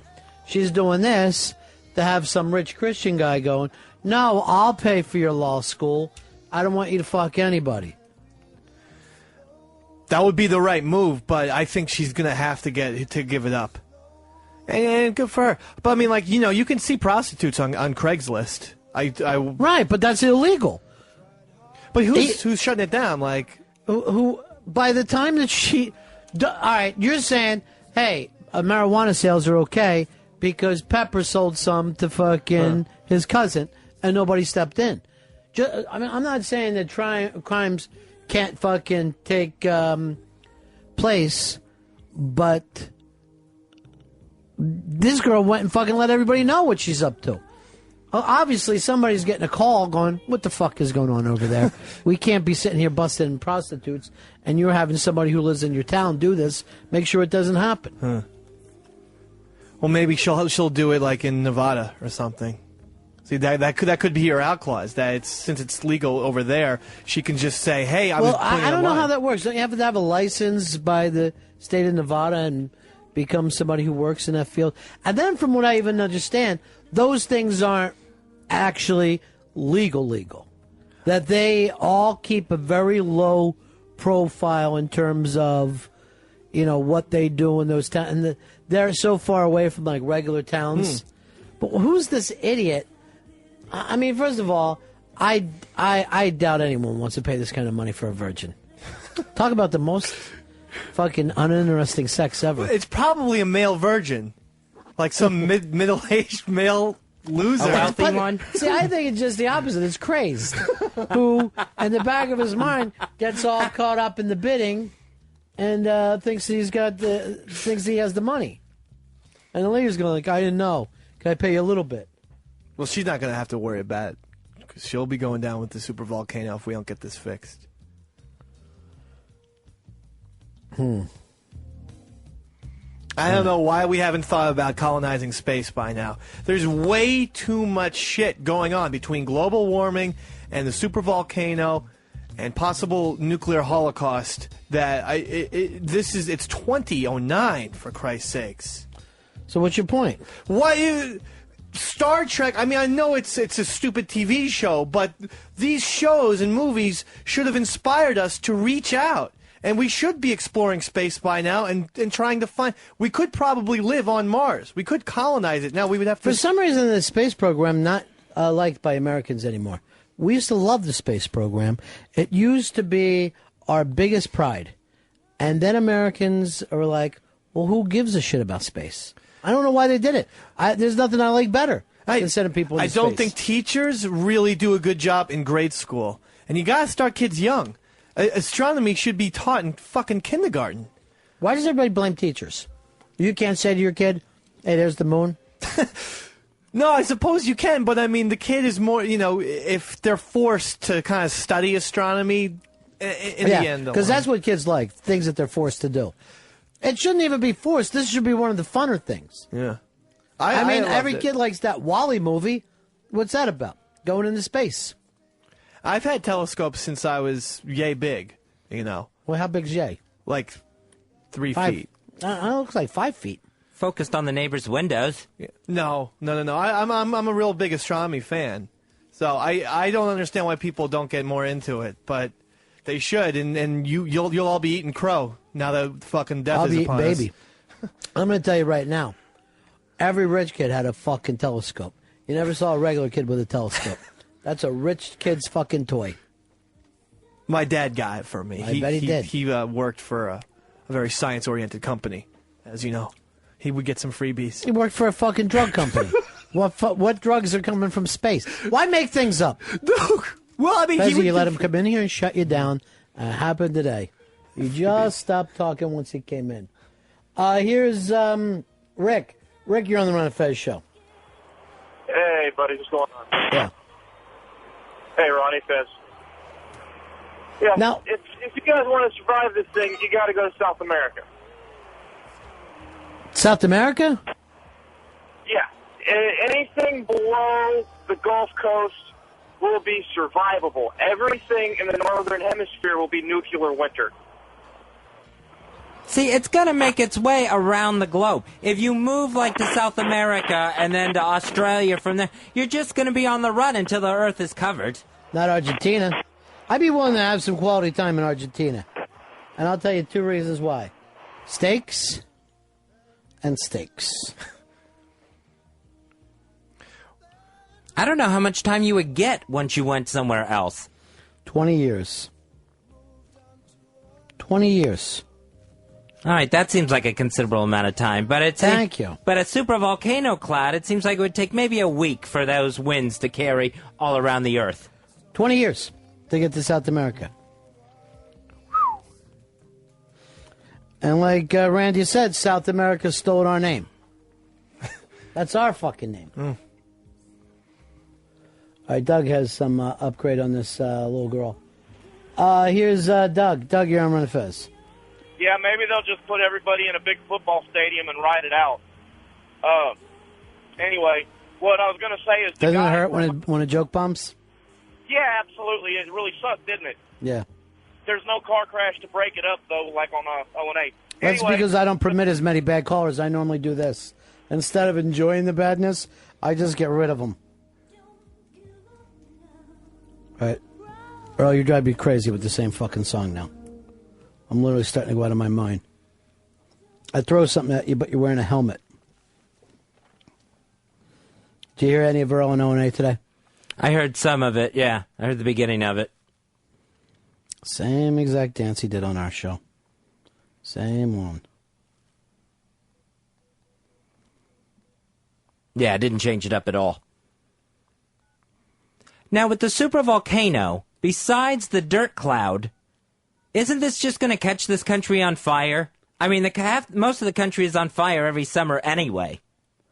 Here's Scott. Scott, you're on Ron and Fez. Hey, guys. Hey, if the world's going to end, Fezzy, aren't you going to run home and tell your parents your secret? I got to have a guarantee on this supervolcano. I gotta see the clouds rolling over Florida. Your parents are coming up this week, right? Yeah, they're coming up Thursday evening. They're getting into town. Staying how long? I think they go back Tuesday morning. Perfect. Let's bring them to Pixie and Mooch's party, and we'll tell them for you.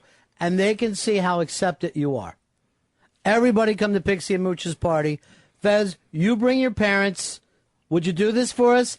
And you just stay out of there. I'll explain it to them in front of everyone. Everybody starts to applaud.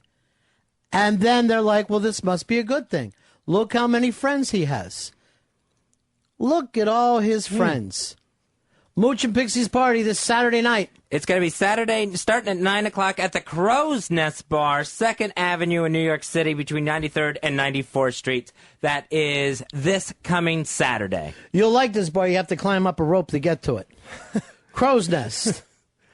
No, you don't. All right, this is fantastic. Your parents have been married how long? 52 years.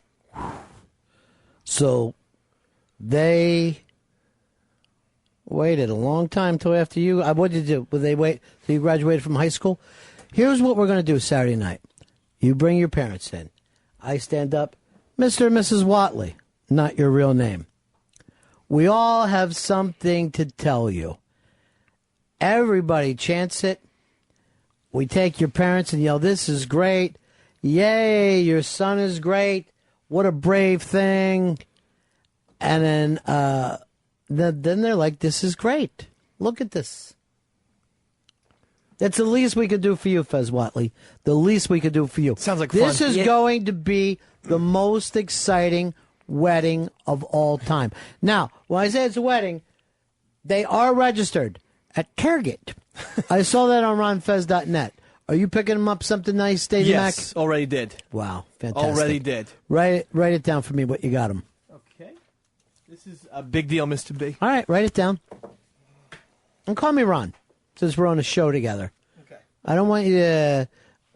I want us to seem like we know each other. Here you go, Ron.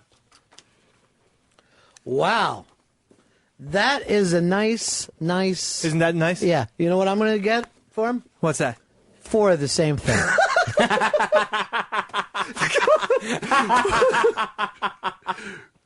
You don't need 4. No. You just need 1. That's right. And that fulfilled a certain quota. Right. And, and I am going to get it, and I'm going to meet them. I'll be up front smoking. When they go up, I'm going to hand them 4 of these. It was registered. I didn't start it. That's No, what this is was, lovely. That's what Lovely was put price. online. I'll tell you what. We have one. Aces. What a wonderful device. Pat, you're on the Ron and Fez show. Hey, buddy. Yeah. Yeah, I got a question for Fez, but first I'd like to say to Earl, because I know he's listening, I wasn't around because I got a fucking job in the daytime. I only heard it on the replay last I'm not gonna do the Earl stuff. Let's just please stop it. Let's just act like Earl died on Friday. Jesus Christ, he almost did for me. But anyway, Fezzy, Yes. would you consider bringing your parents into the studio while they're there, and telling them, along with all of the other thousands and thousands of people who love you and support you all at once, so everybody can be told the secret at once, and then have everybody call in and let your parents see how the world is reacting, not just your buddies Pixie and Mooch. All right. Well, here's the deal there, though. Fez's parents are really the best people I've ever met in my life. And I think what they really need is somebody to take a little headstrongness with them and say, guess what I'm going to do? Show you something positive. Because when Fez told me the secret, he told me from a negative point of view. Very negative. Yeah. In tears and desperation and every bad emotion I can muster. Because that's how it felt. Why? Why wouldn't it feel good?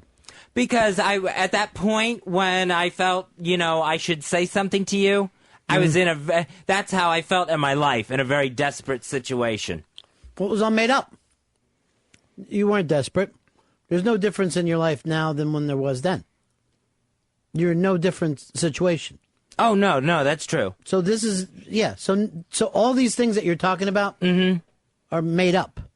And now we're going to make up something for you at Pixie and Mooch's wedding reception. And by the way, everybody loves Mooch who listens to the show. Mooch, one of my favorite people of all time, but definitely married over his head.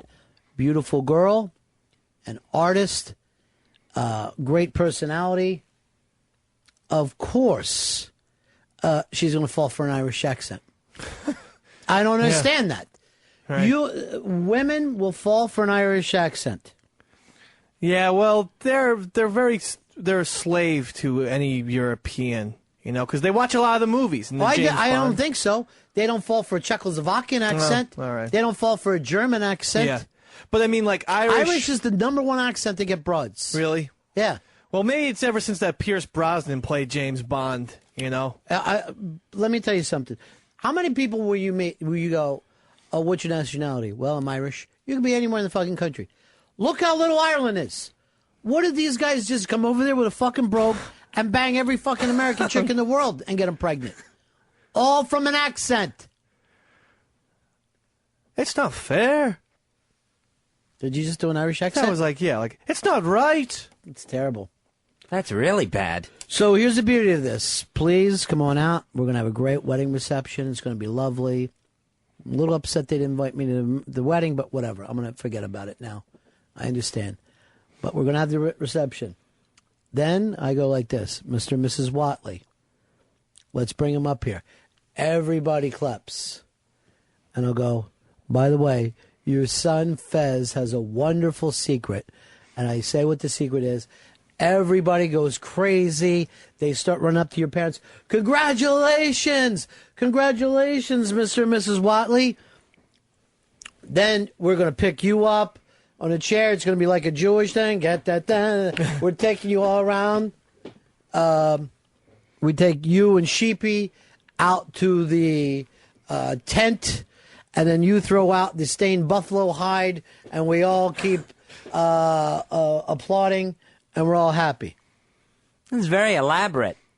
And confetti? Can we use confetti? Why? I don't have to fucking have somebody clean up confetti after. Why can't we just clap? What is it about torn pieces of paper with you? Well, I mean, I'll gladly broom it, sweep it up myself. Why don't you do this? Throw fucking torn paper at your house and sweep it back up. I don't want to do it to the crow's nest. Okay. Do you like this idea, Dave? I love it. I think it's then great. It's locked in. Good. Now, I want the people at ronfez.net to know this. I don't want any improv. Applaud when I say, clap when I say, and then when the bloody buffalo pelt comes out, proving that Sheepy was a virgin, everyone applauds again, because it's very, very important that this thing goes right. And a lot of people over there, you don't have the best social things. Matty Fridays. Right. I don't want him improving. Stugatz. Yeah, if anyone doesn't think they can handle this, please just, stay in the background. That sounds like he's in. Yes, he's in. Yes! Well, I try to think of these ideas. Ron saying it for me. I love that part. Because I know they adore Ron. What's not to adore? I took their biggest burden off him. Yeah. So, that part I would sounds be, great. I would be like the doctor who cut cancer out of them. That's the way they would be looking to me. And you love having it set at a party. Well, the positivity of it all. Yes. Really is a high point. Right. I don't know. Is it stealing the spotlight away from Mooch and Pixie? Not at all. Not at all. No. They're your friends. They'd love this.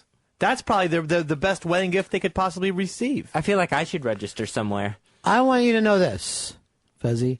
I am your fair weather friend. I'm never going to be there for you when things are bad. But this is a nice thing. This is fair weather. It's time for me to come out with my friendship. For some reason, people act like fair weather friends is a bad thing. I personally see it as a good thing. Why is it good? I don't. Suppose I have some tragedy in my life. Uh-huh. Who do I want coming over to my house? Just John? No. He's my fair weather friend. That's when I want to have fun with you. All right? Alky, my fair weather friend. Something happens in my life, I'm not going to go like this. Alky, I need you to get over here. No. I want you to be there for the... Fez Watley, my fair weather friend. I'm not a fair weather friend. It's a good thing. Have I ever once come to you with a problem? No. Oddly enough, I have. And you've either ignored or acted like you didn't understand. So I've decided you're a fair weather friend. But I mean that in a good way. I think most friendships, fair weather is the way to go. But the thing about fair weather friend is sometimes the person doesn't realize that they need help. And, like, for instance, maybe Fez could have been of help to you had he even just demanded, I'm going to go into your life, Ron, and I'm going to be here for you. So your fair weather friend is the one who should tell you need help. Your real friends should say that. Exactly. Great. Dave, you're an alcoholic, and it's getting worse and worse. Yes. Will you take care of that? Yeah, I consider you a friend. And will you take care of your alcoholism? Well, I certainly listen to what you say. Would you take care of your alcoholism? Yes, yes. So you give up drinking? Well, I'm not going to make promises, but I will definitely. I definitely heed your advice. Will you do it? Oh boy. If not, let's have a party, and I'll just be your fair weather friend. That's fine. I have no problems being your fair weather friend. Right. That's fine. That's the best kind of friend that there is. But also, sometimes people, like, for instance, I was a friend to my former baseball coach who got into some trouble. I hate hearing your stories. I'm trying to get Fez involved today. Okay. Leader, you're on Ron and Fez. Yeah, if Fez actually goes through with this, can we all sing Thank You for Being a Friend, the Golden Girls theme? Well, we were planning on doing that anyway, but yeah, sure. After this, Mr. and Mrs. Watley, here's the secret. And then there will be the Hippo Brothers playing piano. They both, like twins, they play this at the same time. And we get right into this. And then everybody's cheering. We're carrying Fez around. And then Mooch whispers into Pixie's ear, this isn't about us at all. This was supposed to be our night, and Fez is taking it. That is the biggest gift will be for me. Well, I'm going to tell you right now. I've got something picked out for, well, you can do that in real life. You don't have to do it now. We'll post for you after a while. I will do this, and I don't want to. So, Pixie and Mooch, please turn your radios off for the next 18 seconds. I have got a present for them that's going to blow them away. It's called the Towel Spa. And what happens is while you're taking a shower, you have your towel in a towel spa, and it comes out moist. And that way you can wipe yourself down. Fantastic. It's a good gift if it works the way it's supposed to. Jay, you're on the Ron and Fez show. Yeah, what's up, Ronnie B? Yeah, buddy. Hey, man, I got a pretty good theory for you why we stopped with our space program. Why is that? Well, man, you remember the Roswell theories of the spacecraft crashing down and supposedly having communications with outside beings, I guess, of, aliens, I guess you would say, go as far. Hurry up. I only have so much crazy time allotted to me every day. All right. I got you. Check it out. The thing is, I think when we went to the moon, all right, we were exploring outside our boundaries. For the most part, aliens contacted us, or whatever you want to call it, told us to stay where we are. And Jay, there's bugs under your skin. I want you to get something sharp and start trying to cut them out. All right? I'll do it. All right, this is retardo talk, son. You don't want to go through life with retardo, do you? Well, it's just a theory, my man. It's a crazy person's theory. It's a kind of theory people have that wear aluminum foil fucking hats.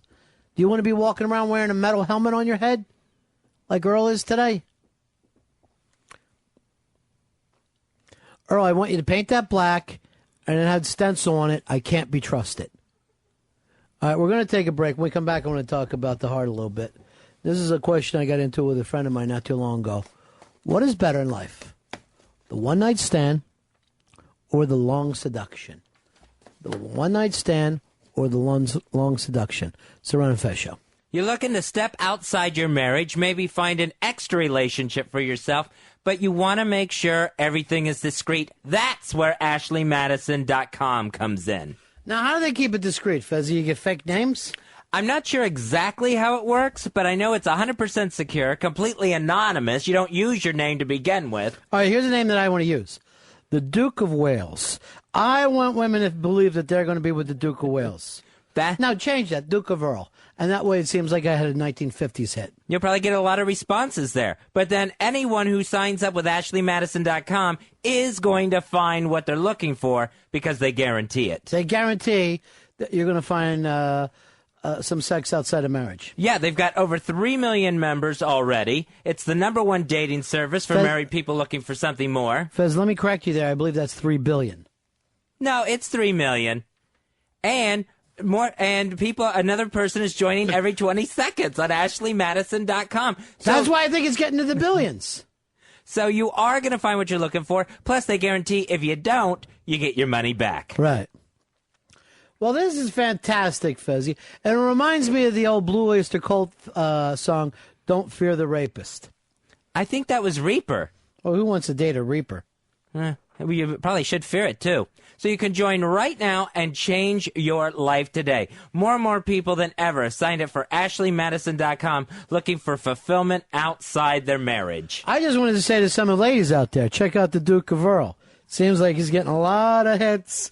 A lot of people are interested in him. And I'll tell you this, I put this on my profile. I'll bring Coke. Which I don't know, because then I found out there's something else besides Coca-Cola. Change that to Coca-Cola for me, Dave. Thanks. It is 100% secure, completely. Oh, it's 100% pure, all right. Secure. Oh, what's that? It's safe. It's discreet. Well, what am I going to do? Step on it? That's for Earl's people. And AshleyMadison.com, free to join right now. Join up for free at AshleyMadison.com and change your life starting today. I'm thinking about going in as like a couple of different people. Like who? I don't care. What's the matter who? Just make up a couple different names for myself. Well, you're going to get what you're looking for, that's for sure. Well, what would be funny is when one girl doesn't like me, and then her next date is with me again, under a different name.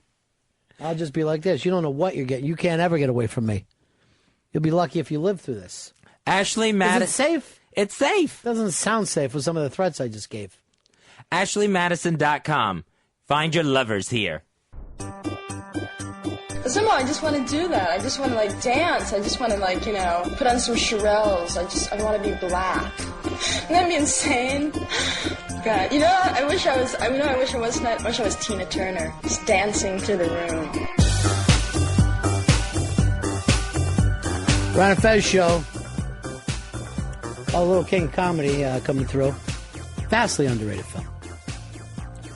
Fezzy, we come up with the topic I wanted to talk about what is better, a one-night stand or a long seduction. But just as I'm saying this, a young couple came in from Long Island, and I met them, and I started talking to them, and I thought we'd bring them on the air with us. This is Tommy and Amanda. You guys are dating now? That's correct, Ron. Dating for how long? 1 year. 1 year, you said today. Well, approximately today. We don't really have an exact date, and Amanda didn't want it to be the date that I broke up with my former girlfriend. Oh. So that's the way that it's working. Now, why was that, Amanda? Because that wouldn't be fun. So you were dating him during the time that he was with the former girlfriend? Not really. But then you said the anniversary was the day that you broke up, Tommy? Well, I broke up for a number of reasons, one of them being this little vixen over here. Uh-huh, I understand. Number of reasons. You know the way it goes. Huh? Yeah, there's a number of reasons, because we've all done that. But the real reasoning behind that seems to be always the last one. And I have someone else. Were you friends with the other girl? Did you know her? No, I did not. Yeah, because Long Island girls, the people around the country, there's a reputation. I don't know whether you know it or not, but they're somewhat clingy, territorial, and vicious. Am I right when I say that? I agree. Yes. Why is that? Were you raised like that from your mothers, or is this something you pick up from each other? It's not me. Yeah. But Tommy, you've dated out in Long Island your whole life. What is it about those girls that are so territorial? They're crazy. They have to know how to fight like a pack, just like a group of males from Long Island. Right. They have to be able to. They're ready to swing as much as the guys are. The guys will get into fights because the girl started fighting. Right, and they do run in packs. The girl. Oh, without question. So if you have a fight with your girlfriend, you then have a fight with all the girls. Oh, sure. Yeah, it's part of the fun, though. Insanity level that runs out on that island, and I believe it's all from Bad Chi. Here is James. James, you're on the Ron and Fez show. Hey, how's it going, fellas? Good. I just wanted to chime in. I have to go for as much as I enjoy the one-night stand, I have to go for the long seduction as the better of the two. for the simple reason that it's kind of like if you use the idea of the Super Bowl. Right. If you could have a Super Bowl every week, no one would care about the Super Bowl. But it's getting through all of the preliminary garbage to get to that big moment. It's very, very interesting thing. All right, I'm going to send you into the big-ass prize closet because I like the Super Bowl analogy. 866-RON-0-FEZ, 866-RON-0-FEZ. The question that comes up is, what is more exciting? Is it the long seduction or is it the one-night stand? Because I think this happens throughout your life. The one-night stands you tend to forget. They are like, you're like, oh, wow, did that even happen? Was that? But the long seduction, on both sides, it seems like something a little more earned. Now, Hicks, I see you shaking your head. You disagree here? Yeah, the one-night stand is just very exciting. It's like a drug. It's like instant gratification. Is it, or is it like two people who don't know each other flailing? Because it's rarely really good sex in a one-night stand. And also a better opportunity for you to say something stupid. Because you don't know where their head is at the time. And you could be thinking they're a little more kinkier than you thought. They're a little more, or you've even got the wrong name. Now, what about from a lady's point of view, darling? Which is more exciting for you? The Long Island one-night stand or Tommy's long seduction as you took him away from his girlfriend? The long seduction. The long seduction? Mm-hmm. And that's something that, because it builds up for you a little bit? Mm-hmm. Now, Yeah. Tommy, you're the same way or you're different here? Oh, no, one-night stand, big, all the way. Really? No, One-night no. stand? No, I'll follow up with Hicks's analogy there. As far as it being a drug, the hangover's there, too, for the one-night stand. Because the next day, you're like, what the hell am I doing with her? What's her name? I don't even remember yes, it, you know? And did anyone see me with that fucking beast? You also have the problem. Now, Fez, in your new community, yes, no such thing as a long seduction. It all is completely one-night stands. And you're not ready for that, you said. No, not ready for the one-night stand. Maybe would like the long seduction instead of the one-night stand. No, but seduction, do you mean penis? No, I meant the seducing method, the process, the playing out, the courting of it all. By that, you mean when you put your dick through the glory hole, the other person's over there? That's not seduction. 866-RON-0-FEZ.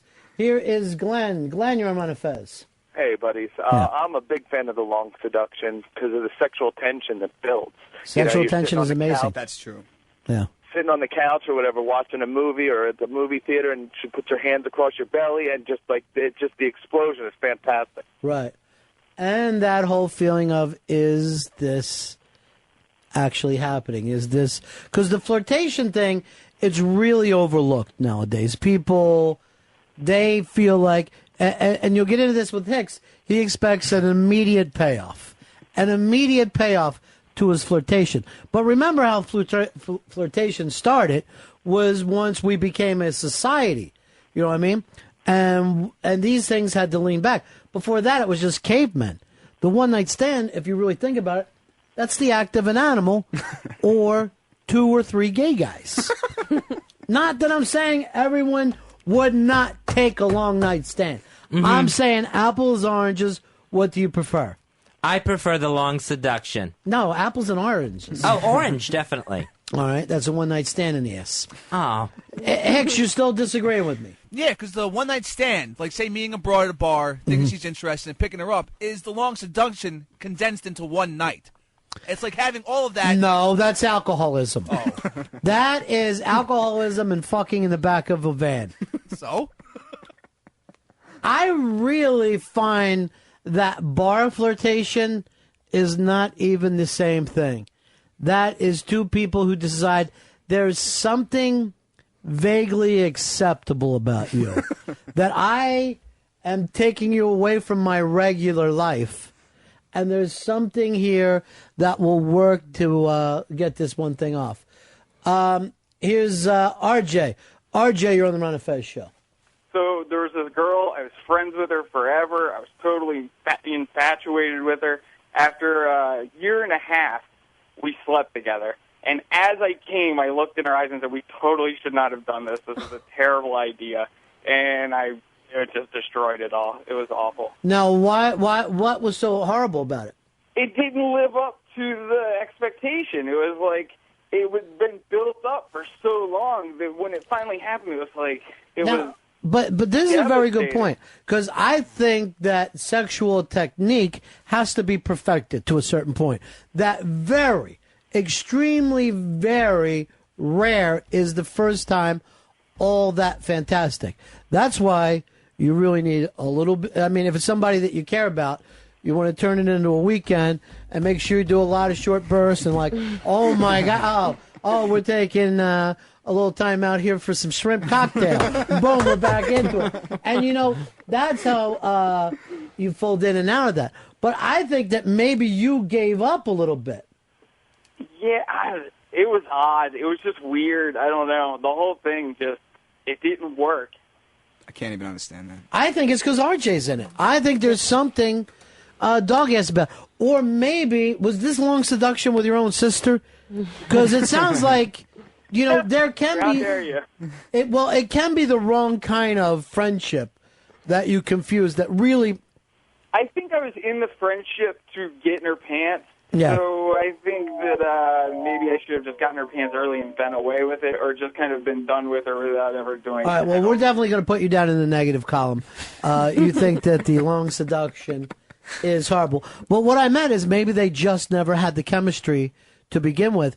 And a lot of people end up with each other because they're the last two on the couch. If you know, if you remember that from junior high school, where everybody would go off and make up, and you're like, all right, okay, this is better than nothing. She might be sleeping, but I'll grab a boob and see what happens. Yeah, see what's going on here. Maybe this is for me. Here is Cody. Cody, you're on the Ron and Fez show. Hey, guys. Yeah. The question was, what's more exciting, the one-night stand or the long seduction? It's the one-night stand is more exciting because in the long seduction, you get to know things about people, and never have I gotten excited about learning someone's favorite color or favorite puppy.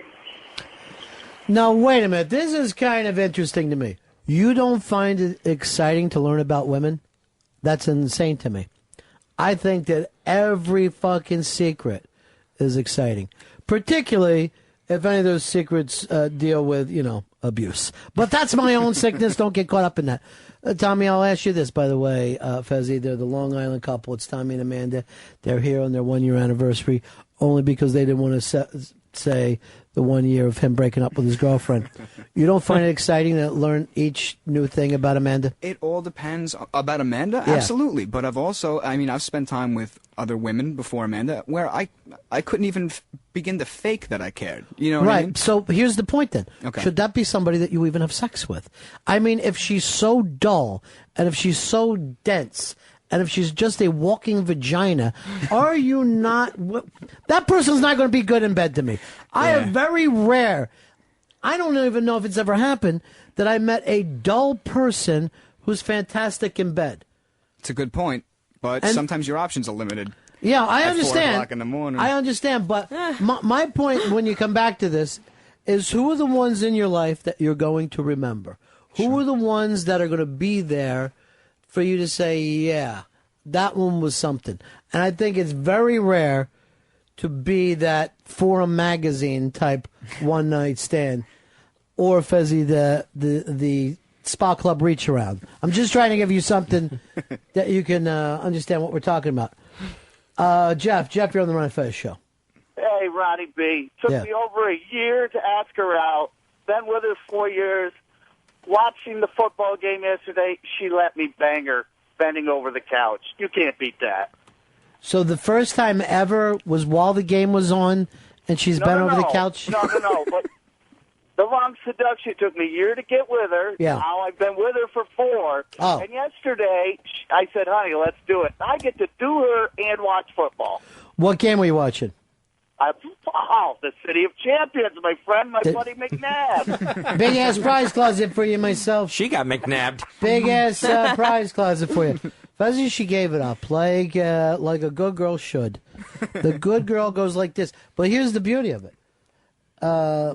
When it's a person like that, and she's like, yes, I'm going to do this. She's not just some pig out there for anybody. You know what I mean?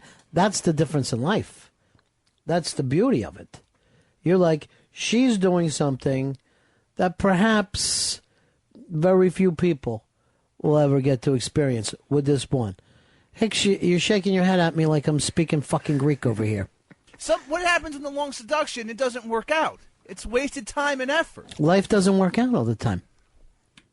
But with the one-night stand, like I said, it's instant gratification. It works out. All right, works out how? There's ever a second night? I mean, your way of saying it doesn't work out means you never get laid? No, but what if it'll be massive disappointment with the long seduction not working out in the way you had in your head? Because you'll be thinking about it all the time. You'll be obsessed over it. It's a long So seduction. you never had a long seduction in your life? Yes, I have. It worked out, but I'd rather the fucking one-night stand. With your chick, was a long seduction? It was a friendship that, I guess, eventually it turned out it was a long seduction, that if I wasn't even thinking of it at the time. Really? Because I imagine you having zero rap. I'm pretty sure she hit on you. I'm fairly sure she hit on you. Here is Al. Al, you're on Ron and Fez. Hey, what's up, Ron? Yeah.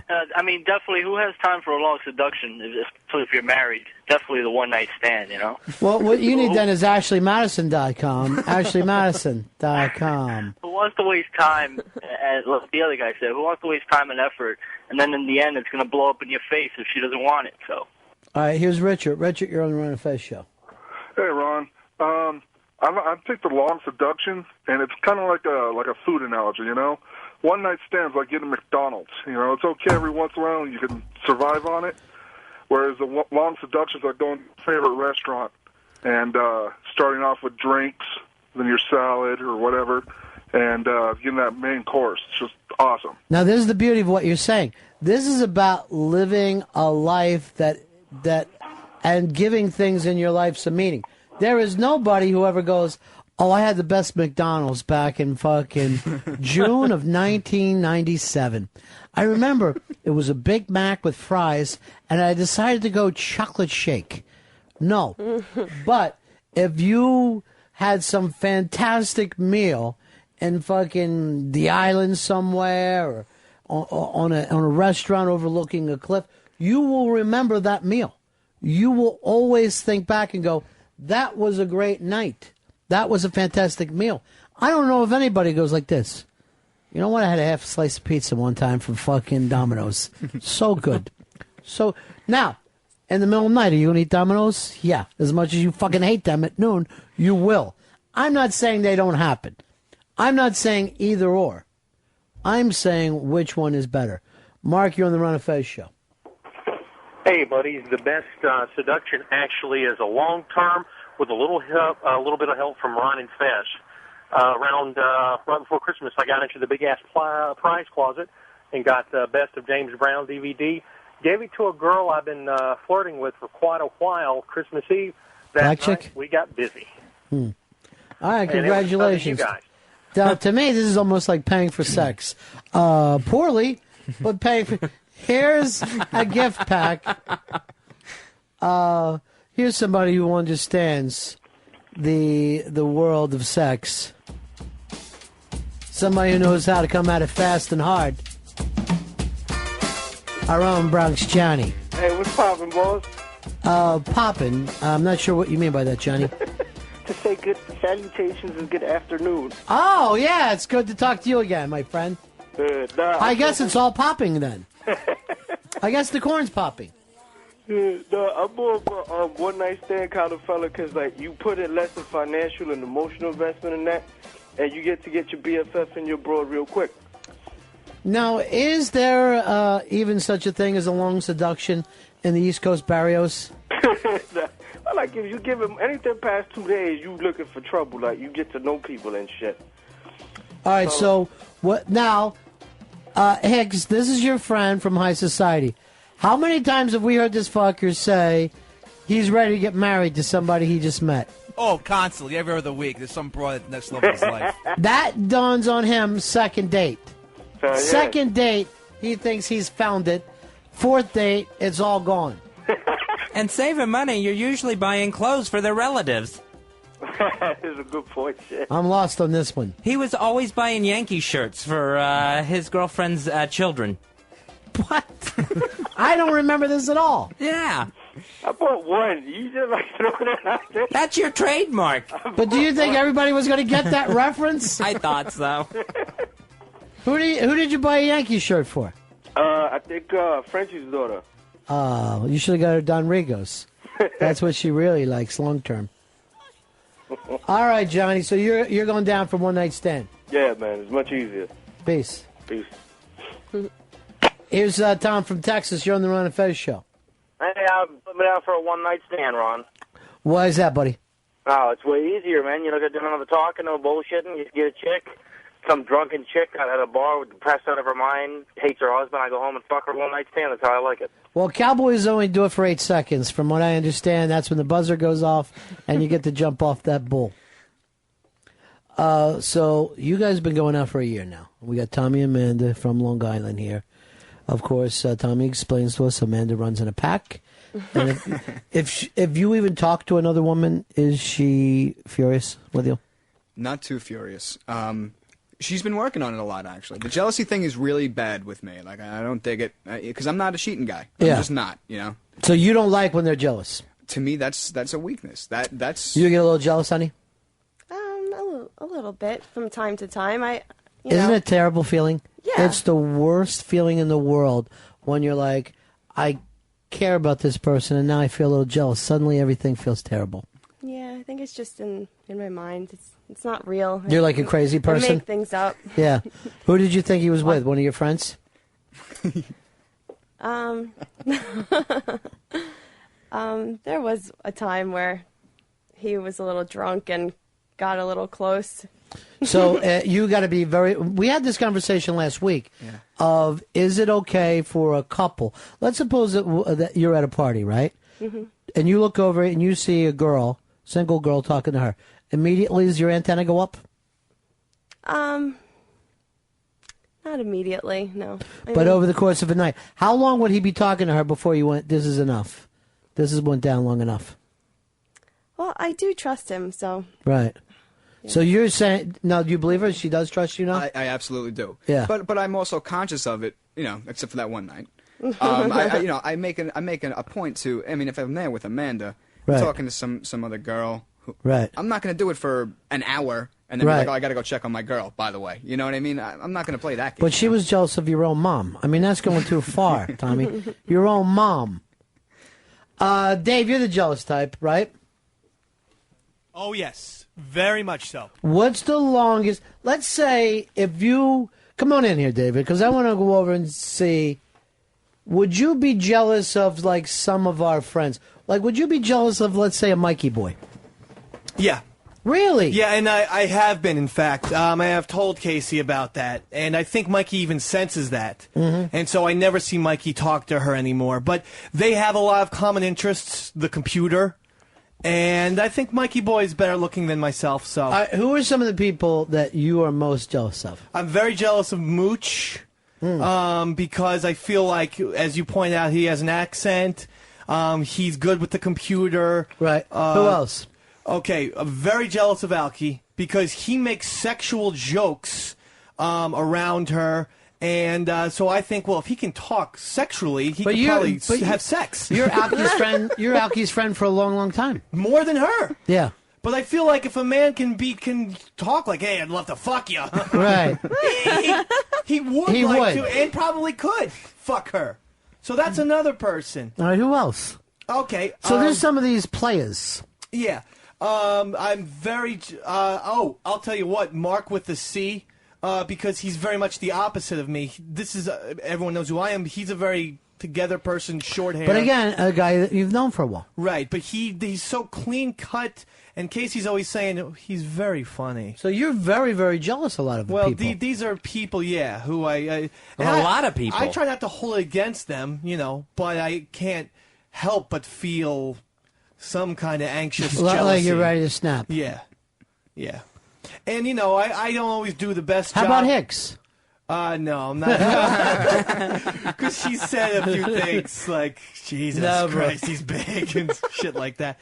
All right. But the thing is, like, How about Sheepy? Yeah. Oh, really? Yes. But he's... I think that's all an act. I think that They get closer. he is going to one of these days have some huge controversial thing where he'll like fuck HTG and my wife at the same time, like on the hood of a Pinto or something. Just some. When that crazy happens, bullshit. it'll be the greatest day in the history of 202. Seriously. Then you know what? Then it's all how we do it. At that point, he takes off the fucking thing, and he's actually Howie Long. Not Howie Long. Howie, what's the other fucking guy? Howie Long doesn't have a fucking Candy Camera show. Howie Mendel. Howie Long fucking playing Candy Camera with people. That would be great. The most unlikely part of that part is the Pinto. And then this is going to be, yeah. I don't see him very often. Classic cars. That's all I was going for. 70s. They go back to some 70s museum. And then yesterday... Fucking Tommy's answering your questions. Tommy's now a beat ahead of you. He's just never walked into a studio. I'm setting you up for the gimmick. Go ahead. Who else are you jealous of? Yesterday, when watching the Giants-Eagles game, she's watching TV, and O.C. Umenyiora, black guy, defensive lineman for the Giants who's injured, was wearing a nice suit with earrings and everything, and my wife goes, "Whoa, he looks smart today." So I was jealous of O.C. Umenyiora. So that was really upsetting. I don't think there's a real shot at that. Right, I know. Especially since she's how many months pregnant? 5 now. So you were going to be more worried about people who could get close, right? Yeah. Mikey Boy, is Mikey Boy your number one fear? I would say at this point my number one fear is Lax. I don't know him, I think. His name is Lax Playa. He's... well, the name describes it all, Mr. B. He's a player.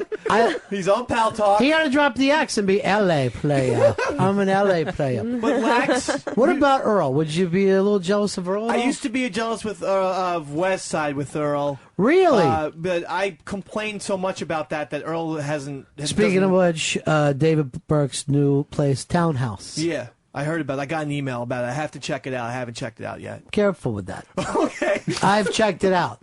Lovely restaurant. So some people are working there? Lovely staff. Okay. That's all you have to say.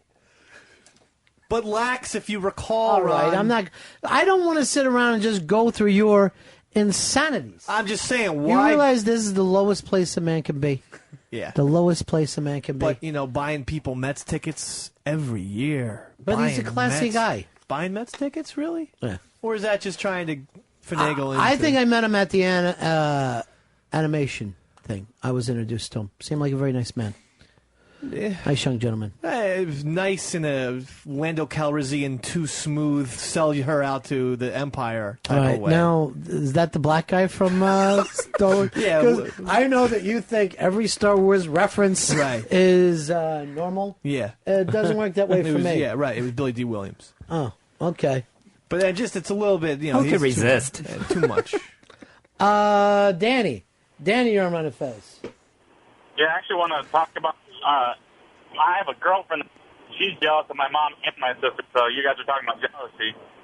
And you're joking about how that's crazy that they can be jealous of your family.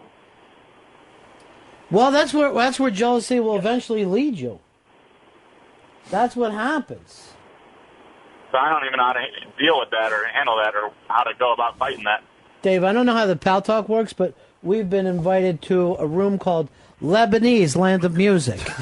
Should we accept? I'm not sure whether we should or not. Do not accept. Why? It sounds nice. Lebanese Land of Music. I think that could be a little bit internet craziness. You think we're going to end up getting banged on the hood of a Pinto?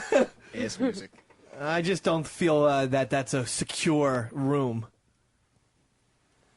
There's always things going on. You don't want to be invited by the Lebanese anywhere. I had no idea this. I had no idea at all. I thought we were at peace with them right now. No, we never are. No offense. I mean, I hate to speak for America. I know. I remember when Ronald Reagan killed one of their kids. Remember? He dropped the bomb on the palace in the kids' room. Just blew up the kid in the fucking... And then the next day, people in America were like, had little flags out. Yay! The good old days. Yeah, well... Porn.com. What? Porn.com. They have the largest collection of adult scenes, photos, and full-length DVDs on the net today. Larger than mine? I have 30 pictures. Well, this set includes over 17,000 different porn stars on porn.com. Plus, you get access to... I didn't know there were 17,000 stars. If I had to be totally honest, some of those people are day players, at best. They even have free live cams and adult dating where you can find horny singles in your area looking to hook up. The full service there at porn.com. And every membership comes bundled with bonus access to over 38 exclusive sites. Bundled with bonus access. So sites like IAM18.com. This is a fantastic site. I've been to this one, Fez. And what happens? Girl turns 18, her clothes are ripped off, pictures are taken. IAM18.com. Now, that's a great site. Don't make a mistake and go to IAM17.com. You could be arrested. Yeah. Or I one time went to, accidentally, I was typing too fast, went to IAM81.com. Beanie was in it. Oh, Lord. Some of the other... They're going on beanwall balls. No, she's not that old. Who, your mom? She's not 81. How old's your mom? 68. Wow, she looks wear and tear. Are those her original knees? Yes, they're her knees. Didn't expect. She played softball. Some of the other sites you can get access to. Yeah, she was a catcher. Big Okay. deal. Oh, I bet she was a catcher. No. Catcher for the whole team? Daddy. Porn.com, you can also get access to sites like sexforgrades.com. Sexforgrades.com. I accidentally went to sexforgravy.com. Not as good. But Sex for Grades is a fantastic thing. If you go to the teacher and you want a good grade, you have to have sex with the teacher. Now, I know what you think, Fezzy. That sounds awful. Mm-hmm. But it takes place in Florida, where it's totally, totally normal. By the way, have you seen that latest teacher who had sex with the kids? Looks exactly like our good friend Swiss Miss. Oh. I swear to God, I thought it was Swissy. Sexforgrades.com, we can go to anytime we want. That's great. You have sex, you get a grade, everybody's happy there. Also, rapvideosauditions.com. Rap videos, if you like the big booty. They put it on the glass, and they back that thing up. And also, Fezzy, and I've told you this, if you liked it, you should have put a ring on it. If you liked it, you should have put a ring on it. And access to bangmystepmom.com. Bangmystepmom.com. That's Fez Watley and his stepmom. Bang My Stepmom works out really great for everybody because sometime the kid is banging his stepmom, and another time he wants strangers to bang his stepmom.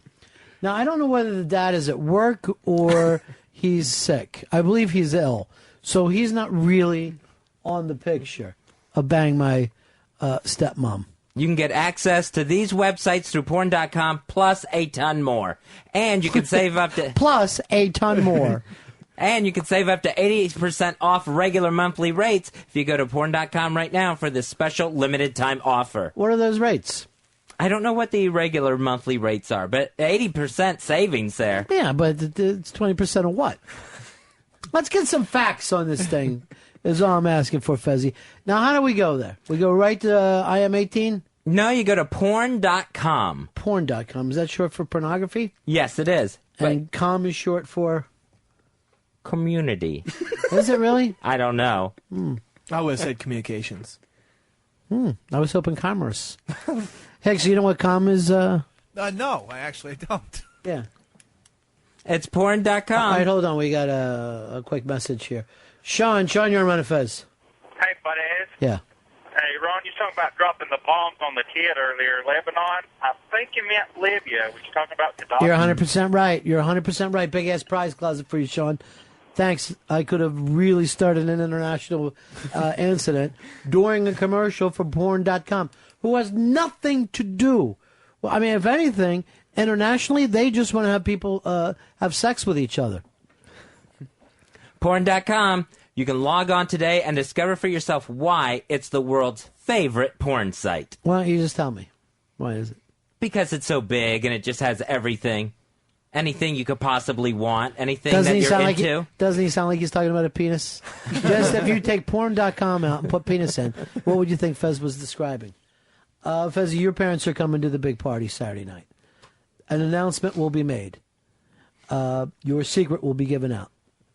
And then we will pick you up and carry you around and all cheer, and your parents will think that your secret's a wonderful thing. I hope so. I would like to think it'll work like that. That sounds like a really good plan. Here's Tim. Tim, you're on Ron and Fez. Hey, Ronnie, .com is short for commercial. .org is for organization. .mil is military, and .edu is education. And what's .cc? Clear Channel. I remember when they tried that a few years ago. Never really caught on. Big-ass prize closet for you, Tim. You deserve it, my friend. You still reading that spot? No, I'm done with it. Porn.com. It's a good one. I like a lot of dirty sites, don't you? Like the porn.com, you like the Ashley Madison. Yeah. Dicks.com. Hold on, it looks like the Allies have landed. He looks like Stryker from G.I. Joe. Was there a comic strip called Beetle Worthless? Because Earl could be that. You're thinking of Pearl Bailey. Earl is walking around in a World War II Army helmet. With no strap. No, there's no. He actually has to balance it like he's trying to walk like a lady. So, by the way, you guys are invited to a wedding. It's Pixie and Mooch. Because are you guys thinking about getting married? A Long Island wedding? Yeah, absolutely. Tommy, you grew up a rich kid, Tommy? No. Really? You get the rich kid look. Is he a rich kid? Thank you. Poor. And that hurts on Long Island, doesn't it? Yeah, it's rough, man. Yeah, because there's a lot of money out there. A lot of money and a lot of insanity in Long Island. They go hand in hand, I think. Yeah. Who do you think is crazier on Long Island? Long Island chicks or Long Island guys? I would say the women. Really? Yeah. The guys. The Guido crazy bastards. They're But nuts. the women go after that. So it's like the guys just act that part. Right. It's totally insane for a woman to want to go after that shit. But that Long Island guy thing is a stereotype. There's half of the guys are like myself and my friends who hate those guys with the Guido puffed out hair. See, that's the only ones that we meet. We only meet those guys. You seem like a normal person to me. I'm a Robbie Robertson guy, man. I can't stand these, I like what he's saying already. I like what he's saying. He's even dressed like Robbie in The Last Waltz with that wearing the thing around his neck. Everyone forgets Robbie shot down fucking Clapton that day. Killed him. Fez, you get to meet both. Who do you think is crazy? Long Island girls, Long Island guys? I'm going to say the Long Island guys. I think they're absolutely insane. I think a guy that from the news story about Fat Nick just taking a bat to somebody, I think they're in... You think Fat Nick represents the entire island, though? I think he's very par for the course. You're shaking your head. You're agreeing with him there? Yeah, that's a lot of Long Island attitude over there. I think the problem is only having the one road. But here's the other thing. If it was anywhere else in the country, they would be considered like hayseeds, almost country people, suburban running into country people, right? But because they have New York TV stations, radio stations, and the Long Island Railroad, they think to themselves, well, we're, cosmopolitan. Where the reality of it is, they might as well be in fucking Omaha out there. They couldn't be further. When I was in Nassau Coliseum in Long Island for the Monster Truck Rally, I felt like I was in the South. I mean, they played the national anthem, then they played God Bless America, then after that they played Proud to Be an American, and like two more. So they played like 5 patriotic songs. This is in Long Island. And I'm like, what the fuck? We get it. We're all fucking American here. Here's our good buddy Randy. What do you say, buddy? Big ass 307, buddy. You're the only one getting this anymore. I'm going to do that for you, Randy. Thank you, Ronnie B. You know why? Respect. Give you guys a heads up. Jim Rice finally on his 15th try made it into the Hall of Fame. Wow, I didn't think that would ever take place. Oh, and Ricky Henderson got in too on his first. He belongs there, too. Of course. Yeah. And this was it. This was it for Jim Rice. You got to let Jim Rice in the Hall of clutch. Fame. He was getting it big, more and more each year. Last year he had 72%. What do you got to be to get in? 75. I mean, anybody who didn't think that man belonged in the Hall of Fame, they don't know shit about baseball. Ridiculous. Yeah, he deserved it at least second or third ballot. He didn't get in all those years because his stats now, compare to the 2000s baseball aren't that good. But compared to the rest of the league in the 70s and early 80s, He was head and shoulders. Ryan Sandberg got in, his stats compared to second basemen these days. You have to go with the times. Yeah, exactly. I mean, it used to mean something to have a glove.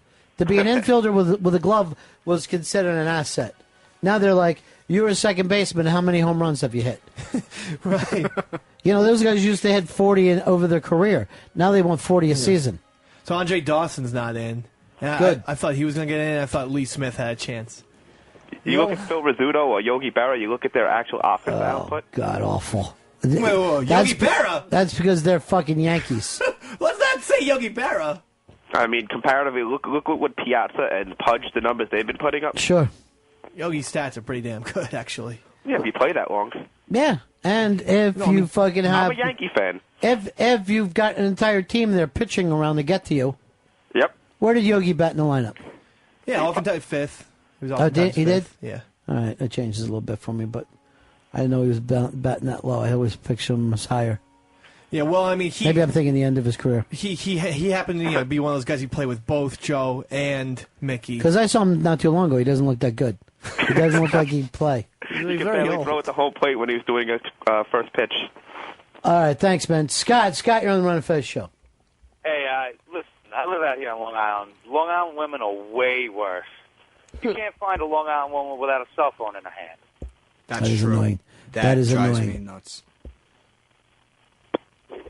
All right, peace. Where are the worst women in the country, you think? Worst women in the entire country? I'm going to say New Jersey. Ouch. You're local. Is that just a shot at our friends? Alabama, toothless hayseeds. No thanks. Wow. So you think they're without teeth down there? Oh, yeah. No. Now, what about the girls on tour days? They're pretty nice. They seem very respectful.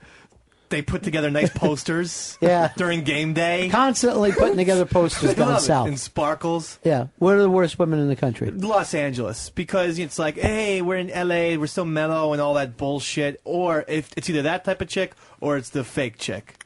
What do you hate about New Jersey girls? You can't trust them, break your heart?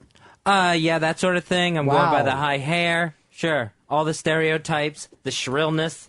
Well, there's... Yeah, they are shrill. I mean, Solera. Yeah. HTG. Yeah. Fez doesn't like them. Here's Jay. And the thing is, they're all the people that love you most. They're the ones that are always like, leave Fez alone. He's so cute. Jason, you're on Ron and Fez. Hey, Ronnie, how are you? Good. None of my business. Anyway, I went to Molly's yesterday, met Mike, and had a Ronnie B. You designed that cupcake, right? Yes, I did. Oh, my God. Wonderful. You're a genius. Yes, I am. I'm a baking genius. Betty Crocker. I met Mike, too. Couldn't have been a nicer guy. And He's the best guy in the world. wanted to sing the praises. Molly's Cupcakes in Chicago, Fezzy. In the Lincoln Park area of Chicago, go online to myspace.com/Molly's Cupcakes. G-Man, you're on Ron and Fez. Dick Holder, 7898. What do you say, buddy? Hey, I think the worst women in the world, or in the country rather, are from Pinellas Park, Florida, because all they do is complain about their cats and they sweat a lot. Wow. G-Baby is so mean to Fez, isn't he? What's with G-Baby lately? He's always so cruel to Fez. And he'll be nice when we go out. So bizarre. Well, we're going out for that big party. Pixie and Mooch finally inviting us to the reception. We're going to go out there, have a great time. You guys are invited if you like to come. Now, the one thing I don't want you, we do a lot of swapping. So be ready. When I blow the whistle, you have to jump in with another couple. It's going to be at the Crow's Nest Bar this coming Saturday. That's on 2nd Avenue between 93rd and 94th Streets in Manhattan. That's why when the whistle blows, I try to be standing close to Angel Amy. Just to make that leap. Who are you looking for this party when the whistle blows? Oh, boy, let's go Brazilian Julie. Oh, no. Nice move. Isn't she Obama's daughter? No. Where are you? Nowhere near any of the Jersey girls that you despise? Towards the exit. Name I'll probably me, be standing by my mom. Name me, well, good luck to you there. Name me one Jersey girl you know with high hair. No, I don't. I'm just going by TV stereotypes. Stevie Stevie stereotypes. Why would you go by a Stevie stereotype when you already know all these people yourself? And probably a bad, stupid answer. Trying to think of something quick. Hello, I'm Stevie Stereotype. Good times was real, I tells ya. What stereotype is this? It's Stevie Stereotype, the television stereotype. I'm Stevie Stereotype. I'm an old lady, and I like buns. I'm Stevie Stereotype. I'm a black man, and I just raped a white woman and robbed her. Just call me Stevie Stereotype. I'm Stevie Stereotype. Give me another pint, will ya? I'm Stevie Stereotype. This duck's still alive. This duck's still alive. I frog up my glasses. Uh-oh, my shiny penis is full. Ah! I'm Stevie Stereotype. As Russians don't work. What? You know, the old non-working Russian Stevie Stereotype that they have. I'm Stevie Stereotype. I want to suck your blood. And that's not true. Not all vampires will suck blood. So instead of going of all these women that you've known and been friends with for years, you're going off of something you saw on a Stevie screen. Yes, on my Stevie. Give me one show that showed that. Give me one movie, something that's got you there. I can't think of one. So where's the Stevie stereotype coming from? I think it was just yelling out the first state I thought of.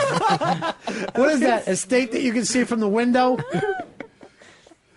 The thing is, a lot of the Long Island stereotypes got somehow commuted into New Jersey. Like, everyone thinks My Cousin Vinny is about a couple from New Jersey. That's from the goddamn Stevie. This Right. television fucking really has pushed everything together. I'm Stevie Stereotype. I'm a little boy in a wheelchair, and I can't play ball. I'm Stevie Stereotype. I'm the. I'll watch you later. I'm going to watch you later. I'm the ball player who will hit 2 home runs for your stereotypical boy in the wheelchair. Oh, jeez. Oh, jeez.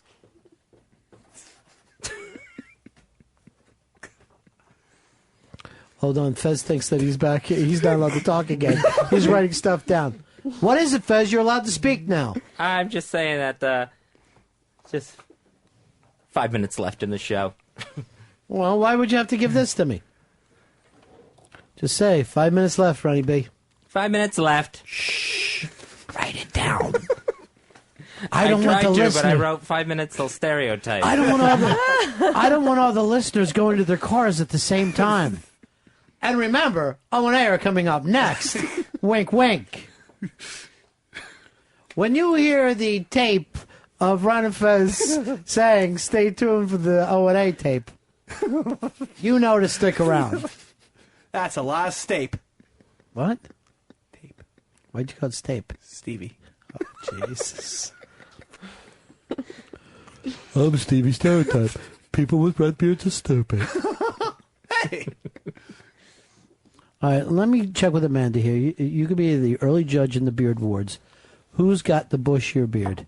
Don't let them prance in front of you like puppies. Just like two humans, let her look at you. Why are you pushing your chins out, trying to blow up your cheeks? Just be people. All right. But just try not to cheat. Fez. Yeah. Yeah, you're right. But You're right, Amanda. Good answer. Do you think Fez's beard's going to ultimately weigh more? Because we're going by weight. What weight? Do you have a scale? We're going to have one the day after the Super Bowl. We're just going to put your chins on that scale. That red Irish hair is wiry. Yeah, so that's- there might be some real weight to, And you know. And Fez is white, and let's face it, wispy. I think the white and gray is going to be very coarse. Why don't you come be like over? we're weighing Brillo pads. Both of you guys come over and let me test both. Okay. Because when I go in, he's got.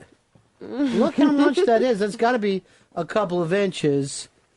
While Fez is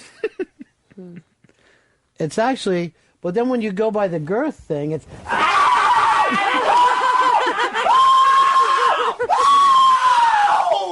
What's wrong? Oh my God. What's wrong?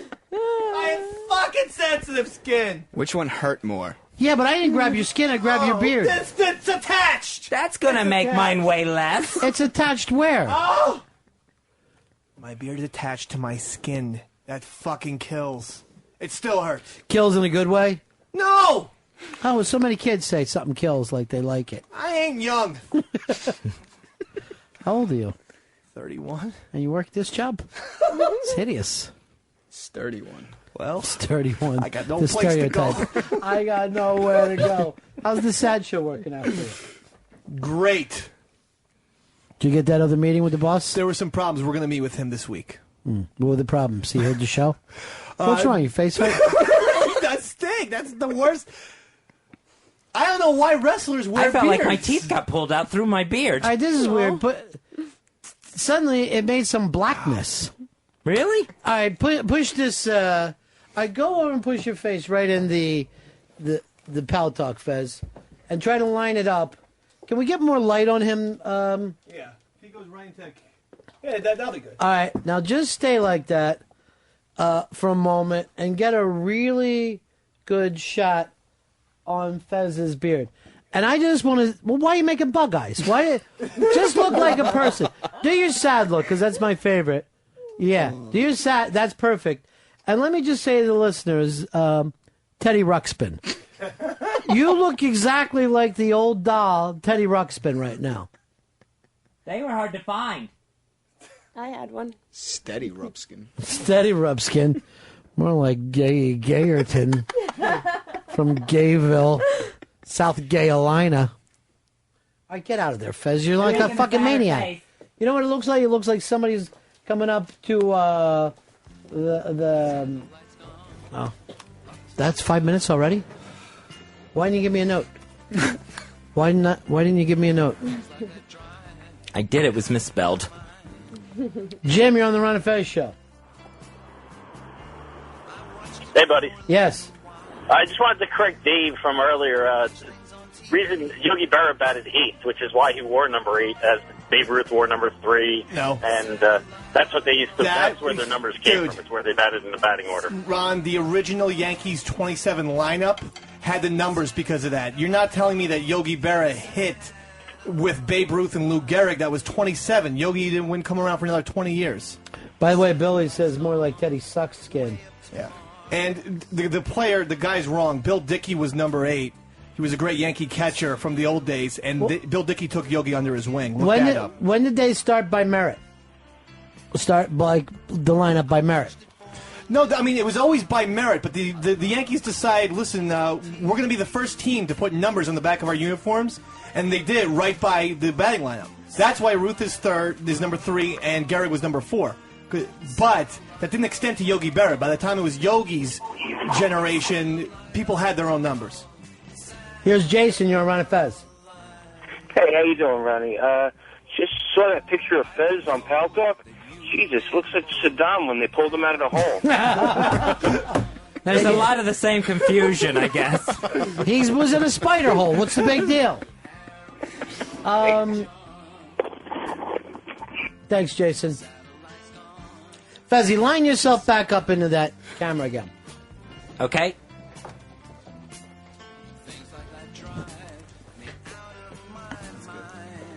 Try to get it so your chin's even a little bit higher. Here, let me show you how I want it.